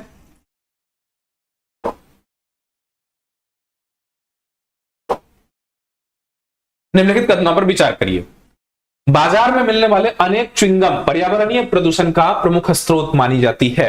ऑब्वियसली च्युइंगम है, च्युइंगम आपने नॉर्मली भी देखा होगा, चबाने से खत्म नहीं होता, तो नॉर्मली भी पर्यावरण में डिग्रेड नहीं होता, तो इसीलिए पर्यावरण प्रदूषण के स्रोत मानी जाती हैं। आज है क्योंकि पर्यावरण में हम लोग च्युइंगम इतना इस्तेमाल करते हैं कि एक बार पर्यावरण प्रदूषक के रूप में काम कर रहा है। अनेक च्युइंगमों में गोंद, च्युइंगम मूलतः बनाया किससे जाता है? वो गोंद से बनाया जाता है, ताकि जल्दी से चबा के आप उसे डिजॉल्व नहीं कर सकते, आपके पेट के अंदर नहीं जा सकता, मुंह में लंबे समय तक बने रहे। तो प्राकृतिक जो च्युइंगम होते थे वो ओरिजिनल सही होता था। लेकिन आजकल प्राकृतिक च्युइंगम, उस च्युइंगम को अधिक समय तक टिकाने के लिए और सस्ते उपोत्पाद के लिए अर्थात सस्ता बनाने के लिए उसमें प्लास्टिक का भी इस्तेमाल किया जाता है। खासतौर पे तमाम तरह के एसीटेट का इस्तेमाल किया जाता है। ये भी क्वेश्चन पूछा जा सकता है किसी अलग एग्जाम में। तो पॉलीविनाइल एसीटेट एक्सेट्रा बहुत सारी चीजें होती हैं जिस टाइप के प्लास्टिक का इस्तेमाल किया जाता है।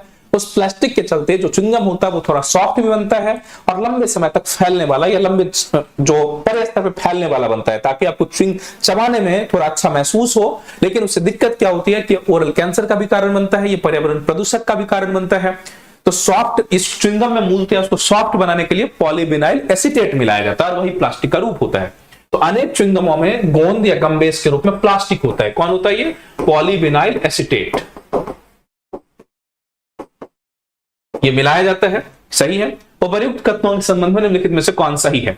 कथन 1 और 2 दोनों सही है तथा कथन 2 कथन 1 की व्याख्या करता है। ऑब्वियसली व्याख्या करता है, क्योंकि ये पर्यावरण प्रदूषण इसीलिए होता है और इसको दिया क्यों जाता है? क्योंकि प्लास्टिक बेस होता है, चबाने में अच्छा होता है, रेट कॉस्ट सस्ते होते हैं। हाँ, लेकिन पर्यावरण रूप में क्या घाटा हो रहा है? तो ये तो मैन्युफैक्चरर का कोई रोल नहीं हो, मैन्युफैक्चरर की इसकी कंसर्न्स तो है ही नहीं। इसीलिए पर्यावरण में कहा जाता है ये प्लास्टिक मिलाया जाता है और ये हमारे पर्यावरण के लिए बहुत खतरनाक होते हैं। नेक्स्ट क्वेश्चन में आते हैं हम लोग।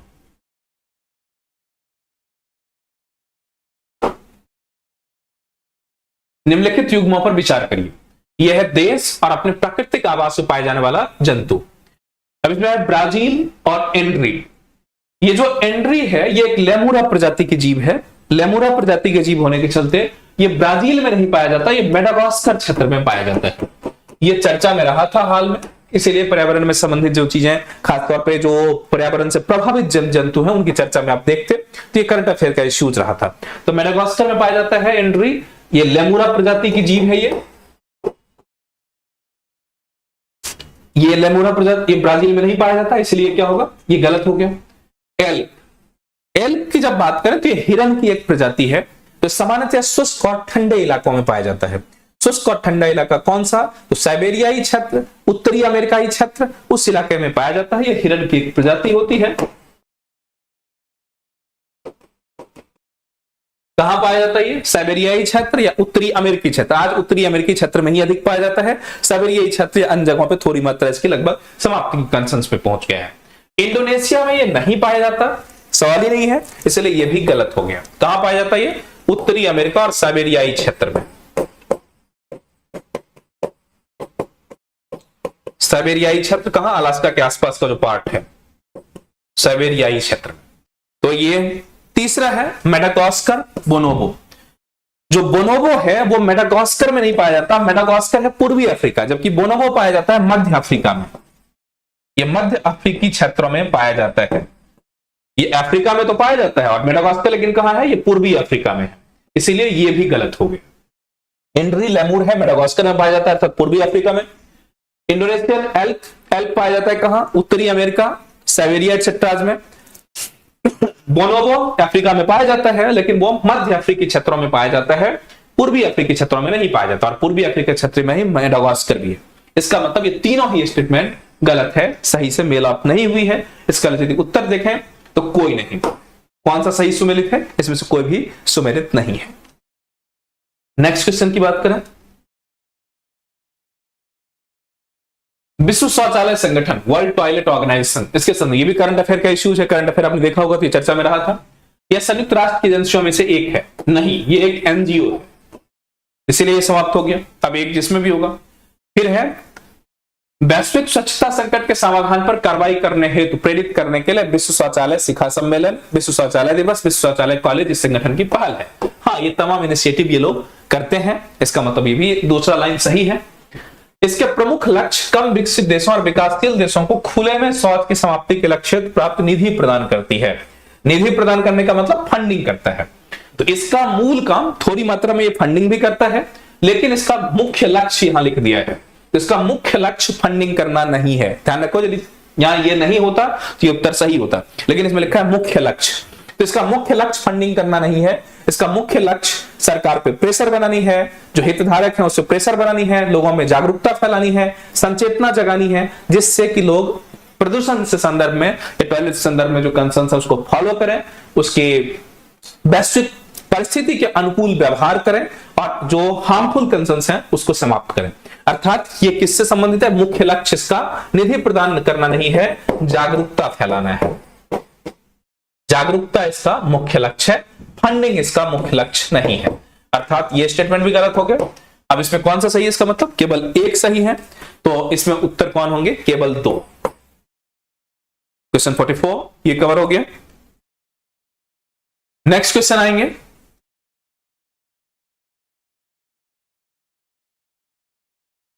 निम्नलिखित कथनों पर विचार करिए। सिंह की कोई विशेष प्रजनन ऋतु नहीं होती।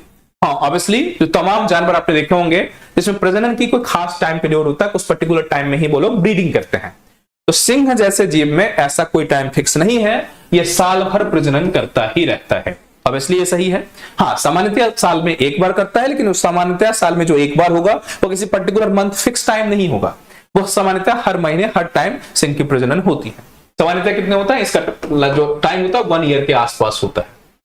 अधिकांश अन्य बड़ी बिल्लियों से भिन्न चीता दहाड़ता नहीं है। हाँ, ये भी एक पर्यावरण में कंसर्न है, क्योंकि चीता भी आया था हमारे यहाँ, बहुत चर्चा में रहा था। चीता की खासियत यह है कि अन्य जितने भी बिग कैट्स होते हैं वो दहाड़ते हैं, गुर्राते हैं, लेकिन जो चीता है वो दहाड़ता नहीं है, इसलिए ये भी सही है। तीसरा लाइन है कि नर सिंह से भिन्न नर तेंदुए गंध चिन्ह द्वारा अपना छत्र घोषित नहीं करते। अब इसका थोड़ा मतलब समझ लो, ये स्टेटमेंट गलत है। पहले ये होता क्या, ये समझ लो। जैसे जो बड़े कैट्स होते हैं, सिंह, बाघ एक्सेट्रा, इसकी खासियत यह है कि अपने टेरिटोरीज को डिसाइड करते हैं। अपने टेरिटोरीज को डिसाइड करने का मतलब ये तमाम तरह के चिन्ह बनाते हैं, कुछ अपने यूरिन, अपने और जो भी बॉडी के एक्सेट्रल पार्ट्स हैं उसके द्वारा, या फिर खरोच के द्वारा, या मलमूत्र के द्वारा, या अन्य किसी भी तरह चीजों के द्वारा ये लोग अपनी एक बाउंड्री खींचते हैं।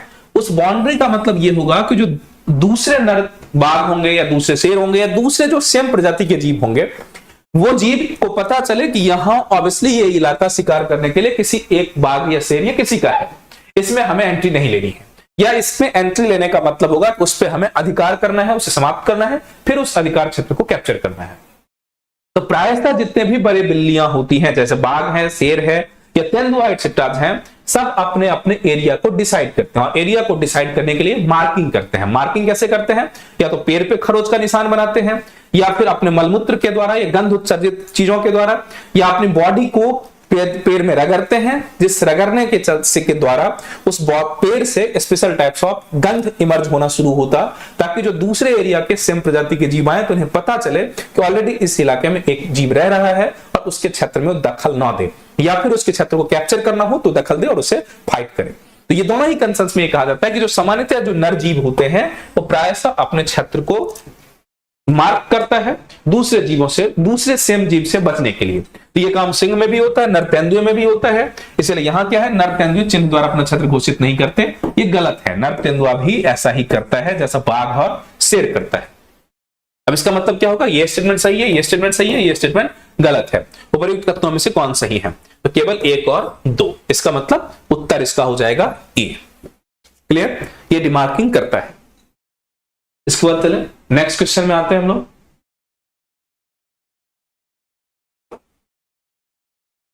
निम्नलिखित में से कौन सा 100 मिलियन किसानों का सही विवरण है? देखो, 100 मिलियन किसान, 100 मिलियन फार्मर एक इनिशिएटिव है।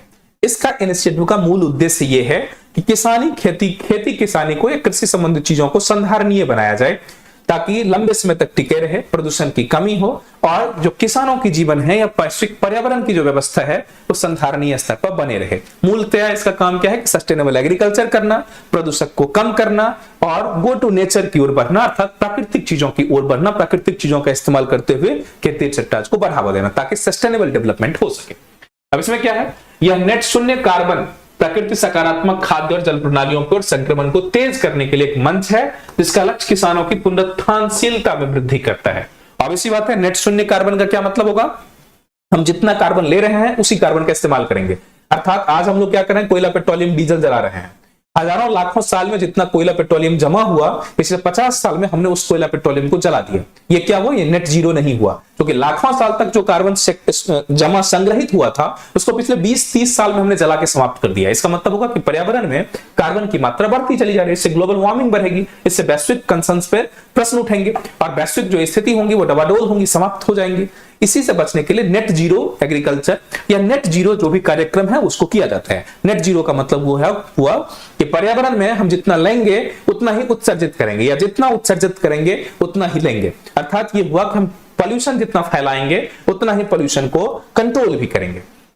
तो जब हम खेती जनित नेट शून्य खेती का मतलब ये होता है कि कार्बन में हम खाद वाद का इस्तेमाल नहीं करेंगे, फूड प्रोडक्ट से या एग्रीकल्चरल प्रोडक्ट के जो अवशिष्ट होंगे उसी अवशिष्ट का इस्तेमाल हम खाद या बीज या अन्य चीजों के रूप में करेंगे, ताकि जितनी चीजों को हमने उत्सर्जित किया उसी चीजों को हमने प्रॉपर इस्तेमाल कर दिया। इसीलिए बायो एग्रीकल्चर या ऑर्गेनिक फार्मिंग या ऑर्गेनिक फूडिंग एक्सेट्रा के आपने नाम सुना होगा, वो क्या होता है? यही होता है कि बाहरी केमिकल्स या सिंथेसाइज्ड फर्टिलाइजर या जो मैन्योर्स होते हैं उसका इस्तेमाल नहीं करते, हम फसलों के अवशेष या उत्पाद को ही खाद या बीज या उसके फीड स्टॉक के रूप में इस्तेमाल कर लेते हैं। ऑब्वियसली 100 मिलियन फार्मर्स का मतलब यही है कि पूरे विश्व के जो 100 मिलियन किसान हैं वो नेट जीरो की ओर बढ़े, ताकि विश्व लंबे समय तक सस्टेनेबल बने। हमारा जो प्लांट है वो लंबे समय तक, हमारा जो प्लेनेट है, ये जो धरती है, वो सस्टेनेबल संधारणीय बनी रहे। तो ऑब्वियसली नेट शून्य कार्बन प्रकृति सकारात्मक खाद्य। प्रकृति सकारात्मक का मतलब ये होगा कि टुवर्ड्स नेचर, प्रकृति के सहयोगी, और जल प्रणालियों की ओर संक्रमण से, क्योंकि अब नेट जीरो हम कर रहे हैं, कोई विषाक्त पदार्थ को उत्सर्जन नहीं होगा, इसीलिए क्या होगा, जल प्रणालियां भी हमारी प्रदूषित नहीं होंगी, वो मेंटेन होंगी। संक्रमण को तेज करने के लिए लक्ष्य, जिसका लक्ष्य किसानों की पुनरुत्थानशीलता में वृद्धि करनी है। इससे फायदा क्या होगा, किसानों को खर्च भी कम होंगे, किसानों की लाइफ भी अच्छी बनेगी, उसकी लाइफ भी डिग्निफुल बनेंगे एंड सो ऑन। तो ये पहला इसका सही होंगे। दूसरा ऑप्शन से एक बार पढ़ लेते हैं, ये जैविक पशुपालन के विकास, यहां तक तो ठीक है, को सहायता देने संकल्प करने इच्छुक व्यक्तियों, कृषि संगठनों का एक नेटवर्क और अंतरराष्ट्रीय संगठन है। तो ये अंतरराष्ट्रीय संगठन और कुछ इच्छुक व्यक्ति एक्सेट्रा यदि है, जो कि जैविक पशुपालन तक तो ठीक था, लेकिन एग्रीकल्चर की चर्चा इसमें नहीं की गई, इसलिए ये ऑप्शन नहीं होगा। और वैसे भी हमें चूज इसमें से एक ही करना है, तो एक ही चूज करने के चलते हम ये बेटर ऑप्शन है। ये ध्यान रखो, ये बेसिक खासियत होती है कि मिलते जुलते ऑप्शन हो तो जो मोस्ट एप्रोप्रिएट आंसर होंगे वो आंसर चूज किए जाएंगे। इसमें यदि एग्रीकल्चरल कंसर्न्स होते तो ये होता, लेकिन एग्रीकल्चर की चर्चा नहीं है और मूल उद्देश्य क्या है, एग्रीकल्चर से संबंधित। इसीलिए हाँ, जैविक पशुपालन भी है उसमें, लेकिन जैविक पशुपालन एक सेकेंडरी फैक्टर्स मात्र है, मूल उद्देश्य वो नहीं है। इसीलिए ऑप्शन ए सही। बी सी में चलते हैं कि डिजिटल प्लेटफॉर्म नहीं है, ये गलत ही है। ये एक मंच है जिसका ध्येय किसानों को कृषक उत्पाद संगठनों अथवा कृषि व्यवसाय संघ बनाने के लिए प्रोत्साहित करना है, जिससे उन्हें उनके उत्पादों को बेचने के लिए वैश्विक खुले बाजारों में पहुंच करने की सुविधा मिलती है। और इसलिए ये क्या हो, ये कॉमर्शलाइजेशन हुआ, जबकि कॉमर्शलाइजेशन की बात नहीं है, बात तो ये है सस्टेनेबल एग्रीकल्चर की। इसलिए इस तीनों की यदि बात करें तो तीनों ही ऑप्शन बहुत हद तक सुटेबल नहीं है, ऑप्शन ए इसके आंसर होंगे। तो कंप्लीट हुए। नेक्स्ट क्वेश्चन की बात करते हैं। 47 निम्नलिखित पर विचार करिए, बैटरी भंडारण, बायोमास जनरेटर, ईंधन cell, rooftop solar voltage unit. सबका नाम आपने सुना ही होगा। क्वेश्चन क्या है, उपयुक्त में से कितने वितरित ऊर्जा संसाधन हैं? अब देखो, डाइवर्सिफाइड डिस्ट्रीब्यूटेड एनर्जी रिसोर्सेस। अब ये क्या होता है, डाइवर्सिफाइड या वितरित ऊर्जा रिसोर्सेस का मतलब ये होगा, सामान्यतः जो अभी हमारी ऊर्जा के परिदृश्य है, उस ऊर्जा परिदृश्य में एक सेंटम सेंटोरम या एक सेंट्रलाइज्ड सिस्टम हमने बनाया है। सेंट्रलाइज्ड सिस्टम का मतलब होगा ऊर्जा का उत्पादन किसी पर्टिकुलर पावर ग्रिड में या किसी पर्टिकुलर हाइड्रोइलेक्ट्रिक प्रोजेक्ट में या किसी कोयला के खान में या किसी पेट्रोलियम के खान में होगा। वहां से हम ऊर्जा उत्पादित करते हैं और उस ऊर्जा को वैश्विक स्तर पर वितरित करते हैं। घाटा क्या होता, एक तो डिस्ट्रीब्यूशन लॉस होता, इकोलॉजिकल इकोसिस्टम हमारा लॉस होता, जहां मान लो पेट्रोलियम के हम खनन करेंगे या जहां कोयला खनन करेंगे या हाइड्रोइलेक्ट्रिक पावर बनेंगे, उस सेंटर पे क्या होगा, सारा इकोलॉजी डिस्टर्ब हो जाएगा। जितनी ऊर्जा हम बनाएंगे उसे दूर तक ट्रैवलिंग करवाने में भी ऊर्जा का लॉस होगा, एनर्जी की बर्बादी होगी, टाइम की बर्बादी होगी, ह्यूमन रिसोर्सेज की बर्बादी होगी, इकोलॉजिकल एनवायरनमेंट का बर्बादी होगी। इसीलिए आज के टाइम में ये कहा जा रहा है कि जो सेंट्रलाइज्ड सिस्टम है उसको समाप्त करो और डिस्ट्रीब्यूटेड सिस्टम बनाओ। डिस्ट्रीब्यूटेड सिस्टम का मतलब क्या होगा कि ऊर्जा में जो उपभोक्ता है अर्थात जो कस्टमर्स हैं उसके नजदीक में ही ऊर्जा उत्पादन का केंद्र बनाओ। और यदि ऊर्जा उत्पादन का केंद्र उपभोक्ता के नजदीक ही बना दें तो विस्तृत ऊर्जा का परिवहन होगा। विस्तृत ऊर्जा के उत्पादन से बेनिफिट ये होगा कि इकोलॉजिकल एनवायरनमेंट भी डिग्रेड नहीं होगा, पैसे भी हमारे कम खर्च होंगे, ह्यूमन रिसोर्सेस भी बचेंगे और सस्टेनेबिलिटी बढ़ेगी।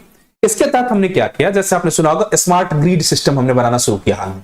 स्मार्ट ग्रिड क्या है, आपके घर में बिजली के पैनल तो लगे ही होंगे, आपके घर पे रूफटॉप भी लगाया जाएगा। अब यदि मान लो जितने यूनिट बिजली का आप इस्तेमाल करते हो, अब आवर ग्रिड और आपके रूफटॉप सिस्टम में वो ज्वाइंट होगा आपके घर में सोलर सिस्टम से इतनी बिजली बनती है, पहले आप उसका इस्तेमाल करोगे। यदि उससे कम बिजली होती है तो जो ग्रिड वाला बिजली है वो आपके घर में आएंगे। आपको पे कितना करना पड़ेगा, उतना कम ही पे करना पड़ेगा जितना आप ग्रिड से लेंगे। कई बार कंसर्न्स ऐसे होंगे कि आपके घर में बिजली की खपत कम हो गई और जितना आपके रूफटॉप में या सोलर सिस्टम ने बिजली बनाया उससे कम ही आपने इस्तेमाल किया, तो वो बिजली क्या हो, ग्रिड में ट्रांसफर हो जाएगा और वो आपके उसके लिए आपको चार्ज मिलेंगे, अर्थात आप उस बिजली को बेच पाओगे। बेनिफिट ये होगा कि लोगों में बिजली बचाने की भी प्रवृत्ति बढ़ेगी। इसके साथ साथ पूरा ऊर्जा का डिस्ट्रीब्यूशन नेटवर्क ऐसा हो जाएगा कि कहीं ऊर्जा का इस्तेमाल अधिक होगा तो कहीं ऊर्जा का इस्तेमाल कम होंगे और एक बैलेंस्ड सिस्टम का निर्माण होगा। और बेनिफिट क्या होगा, जब बड़े स्तर पे ऊर्जा का संसाधनों का दोहन नहीं होगा तो एक ही जगह के पारिस्थितिकी, इकोलॉजी, एनवायरनमेंट एक्सेट्रा बर्बाद नहीं होंगे। जैसा भी क्या हाइड्रोलॉजिकल पावर बनाने के लिए बड़े स्तर में हम डैम बनाते हैं। डैम बनाने से क्या होगा, हजारों स्क्वायर किलोमीटर का जो एरिया होता है वो डूब जाता है, वहां के सारे इकोलॉजिकल सिस्टम खत्म हो जाते हैं। रूफ सिस्टम में यदि हम एक जगह सेंट्रलाइज्ड रूफ सिस्टम बना दें तो हजारों एकड़ में रूफ सिस्टम बनाओगे, वहां की इकोलॉजी, एनवायरनमेंट खत्म हो जाएंगी, क्योंकि वहां गर्मी अधिक होंगी, नीचे में छाया हो जाएंगी, तो वहां का जो एक बायोम सिस्टम है वो डिस्ट्रॉय हो जाएगा। जबकि यदि अलग अलग क्षेत्रों में हम अपने घर पे रूफ सिस्टम लगाएं या बैटरी बनाएं या छोटे छोटे हाइड्रो इलेक्ट्रिक सिस्टम बनाएं, कुछ ऐसा जो उपभोक्ता के नजदीक में हो, तो डिस्ट्रक्शन नहीं होंगे, सारी चीजें प्रॉपर्ली बैलेंस होंगी, संतुलित होंगी। उसी को कहा जाता है वितरित ऊर्जा संसाधन, जो एक जगह सेंट्रलाइज नहीं हो, अलग अलग सेंटर पे बिखरा पड़ा हो। अब इसमें क्या क्या हो जाएंगे, बैटरी भंडारण, ऑलरेडी बैटरी में ऊर्जा हम संग्रहित करेंगे तो ये होगा इसका source. Biomass generator, biomass generator का मतलब जो एग्रीकल्चरल या अन्य तरह के जो अपशिष्ट होंगे, चाहे वो बायोलॉजिकल होंगे या फिर जीवों के अपशिष्ट होंगे या प्लांट के अपशिष्ट होंगे या घर के कूड़े कचरे होंगे, इन सब से भी जो जनरेटर बनाया जाएगा, इससे भी जो ऊर्जा निकाली जाएगी, मतलब घरेलू बायोमास या बायोगैस टाइप का, ये भी हो जाएगा। ईंधन सेल, ऑब्वियसली इसका मतलब होगा ही रूफटॉप सोलर वोल्टेज यूनिट। अपने घर पे जो आप छोटे छोटे लेवल पे रूफटॉप पे सोलर पैनल एक्सेट्रा लगाते हो, ये सब ऊर्जा के जो वितरित रूप है वो है। इसका मतलब होगा वितरित ऊर्जा संसाधन। यदि आप समझ जाएंगे तो उत्तर आपको आसानी से आ जाएगा। ये चारों ही ऑप्शन इसके सही होंगे। नेक्स्ट पॉइंट हम लोग आएंगे,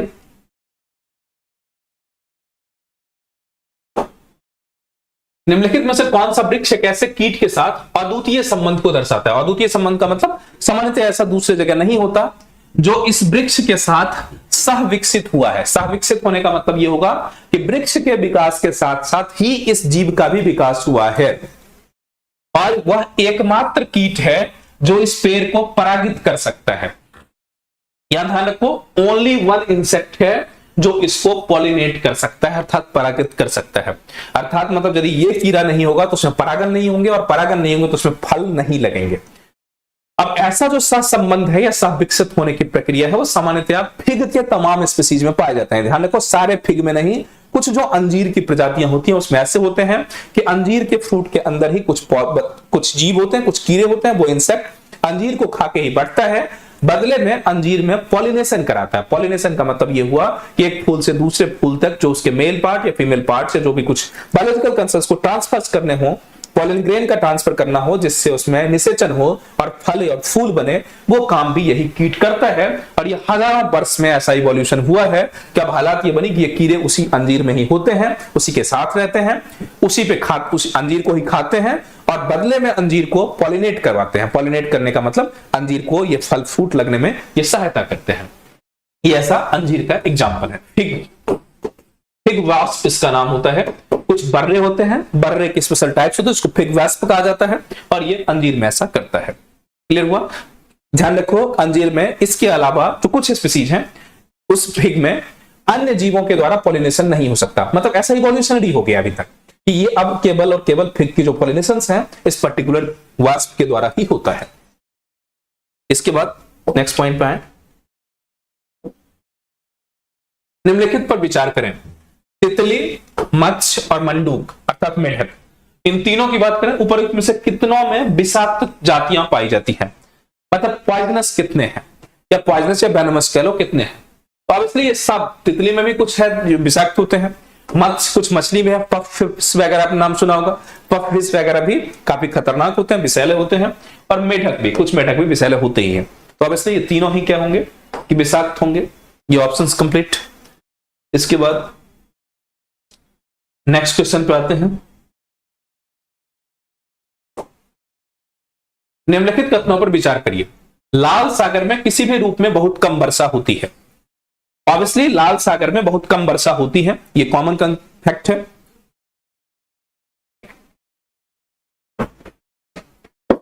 दुनिया का ये एक बहुत ही ड्राई पार्ट है जहां बारिश बहुत कम होती है लाल सागर में। तो लाल सागर में किसी भी रूप में बहुत कम वर्षा होती है। ऐसा नहीं है कि वर्षा होती ही नहीं है, लेकिन बहुत न्यूनतम होती है। लाल सागर में नदियों का जल प्रवेश नहीं होता। यहां ध्यान रखो कि लाल सागर में, लाल सागर में प्रायशः कोई भी बड़ी नदी नहीं गिरती, लेकिन एक आध बराक जैसे छोटे रिवर्स हैं। वो जो बड़का जैसे छोटे, बड़का एक रिवर है, ये छोटे छोटे रिवर हैं, 2-3 रिवर जो रेड सी तक पहुंचती तो हैं, लेकिन रेड सी के किनारे डेल्टा तक आते आते ही समाप्त हो जाती हैं, अर्थात समंदर में डायरेक्ट नहीं पहुंच पाती। इसीलिए इसको इग्नोर किया जा सकता है। हम ये कह सकते हैं कि लाल सागर में प्रायशः कोई नदियां नहीं गिरती। कई जगह ये कंफ्यूजन हो सकता है, इसलिए हो सकता है कि यूपीएससी इन रिवर्स को मान ले, क्योंकि डेल्टा भी इन्हीं रिवर ने बनाया है, कम सीजनल रिवर है, परमानेंट नहीं गिरती है, लेकिन थोड़ी मात्रा में गिरती भी है। इसलिए हो सकता है कि यूपीएससी ये माने कि लाल सागर में नदियों का जल प्रवेश नहीं होता। ऐसा नहीं है, क्योंकि बड़े रिवर तो नहीं प्रवेश करता, लेकिन यहां केवल लिखा है नदियों का जल प्रवेश नहीं करता। इसका मतलब छोटी रिवर कभी तो आ ही सकती है, और छोटी रिवर में ये जो रिवर है, बड़का रिवर एटसेट्रा, ये रिवर के अंदर जाती हैं, प्रवेश करती हैं। हाँ, वैसे समान अर्थ में जैसे यूपीएससी का पैटर्न रहा है, उसमें ये होता है कि आप एवरेज कंसेंस को लेंगे, बहुत ज्यादा डीप डिटेलिंग में नहीं जाएंगे। लेकिन कई बार क्वेश्चन ऐसे ही बने हैं कि यूपीएससी ने डीप डिटेलिंग में गया है। तो सामान्य अर्थों में यदि बात करें तो सामान्य अर्थों में ये दोनों ही स्टेटमेंट सही है। लाल सागर में किसी भी रूप में बहुत कम वर्षा होती है, नदियों का प्रवेश प्रायशः नहीं होती। सामान्य अर्थों में जैसा हमें लगता है कि यूपीएससी ऑप्शंस देगी कि दोनों ही सही हैं, लेकिन इसको आप स्टार मार्क करके रखना है, ये यूपीएससी पे डिपेंड कर सकता है।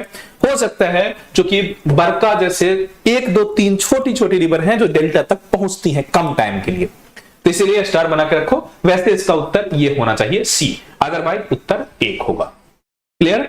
सामान्यतः बड़ी रिवर तो नहीं ही पहुंचती है। हाँ, यदि बड़ी रिवर यहां लिख देता तो इसका मतलब तो कंफर्म हो जाता कि नहीं जाता, क्योंकि बड़ी रिवर नहीं लिखा है और ये छोटी रिवर भी है, लेकिन छोटी रिवर सिग्निफिकेंट नहीं है, अर्थात बहुत महत्वपूर्ण रिवर नहीं है। इसलिए हो सकता है यूपीएससी न मान ले। तो जैसा भी होगा आप उत्तर इसका सी लगा लेना कि दोनों ही उत्तर सामान्यतः सही माने जाएंगे। फिर बात करें नेक्स्ट पॉइंट,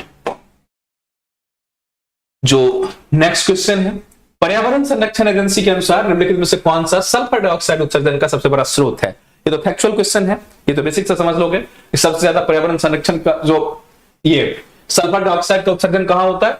पावर हाउस से होता है, जहां इलेक्ट्रिसिटी जनरेट की जाती है, और उसमें भी वहां से जहां कोयला एक्सेट्रा को जलाया जाता है फ्यूल के रूप में। तो जीवाश्म ईंधनों का उपयोग करने वाले रेल इंजन ऑब्वियसली इसमें होगा ही, जीवाश्म ईंधनों का उपयोग करने वाला जहाज ऑब्वियसली इससे होगा, अयस्कों से धातु का निष्कर्षण इससे भी होगा, जीवाश्म ईंधनों का उपयोग करने वाला विद्युत संयंत्र इससे भी होगा, चारों से होगा। लेकिन प्रश्न यहां क्या पूछ रहा है, इस निम्नलिखित में कौन सा सबसे बड़ा स्रोत है? तो सबसे बड़ा स्रोत, सबसे बड़ा ऊर्जा जहां जनरेट होता है, क्योंकि ये सब मिला के भी उतना जनरेट नहीं कर पाएंगे जितना विद्युत संयंत्र करेंगे। पूरी दुनिया में आज भी 50+% कहां से? कोयला एक्सेट्रा से ही बिजली बनाई जाती है, और सल्फर का उत्सर्जन का मेन कारण यही होता है। इसलिए इसमें चूंकि एक ही ऑप्शंस में चूज करने हैं तो ऑप्शन डी होंगे, अर्थात फॉसिल फ्यूल्स, जीवाश्म ईंधन से चलने वाला जो विद्युत संयंत्र है जिसमें जीवाश्म ईंधन को ईंधन के रूप में प्रयोग किया जाता है, तो सबसे ज्यादा कोयला सल्फर डाइऑक्साइड एक्सेट्रा का रिलीज करता है। तो ऑप्शन डी इसके सही हो जाएंगे।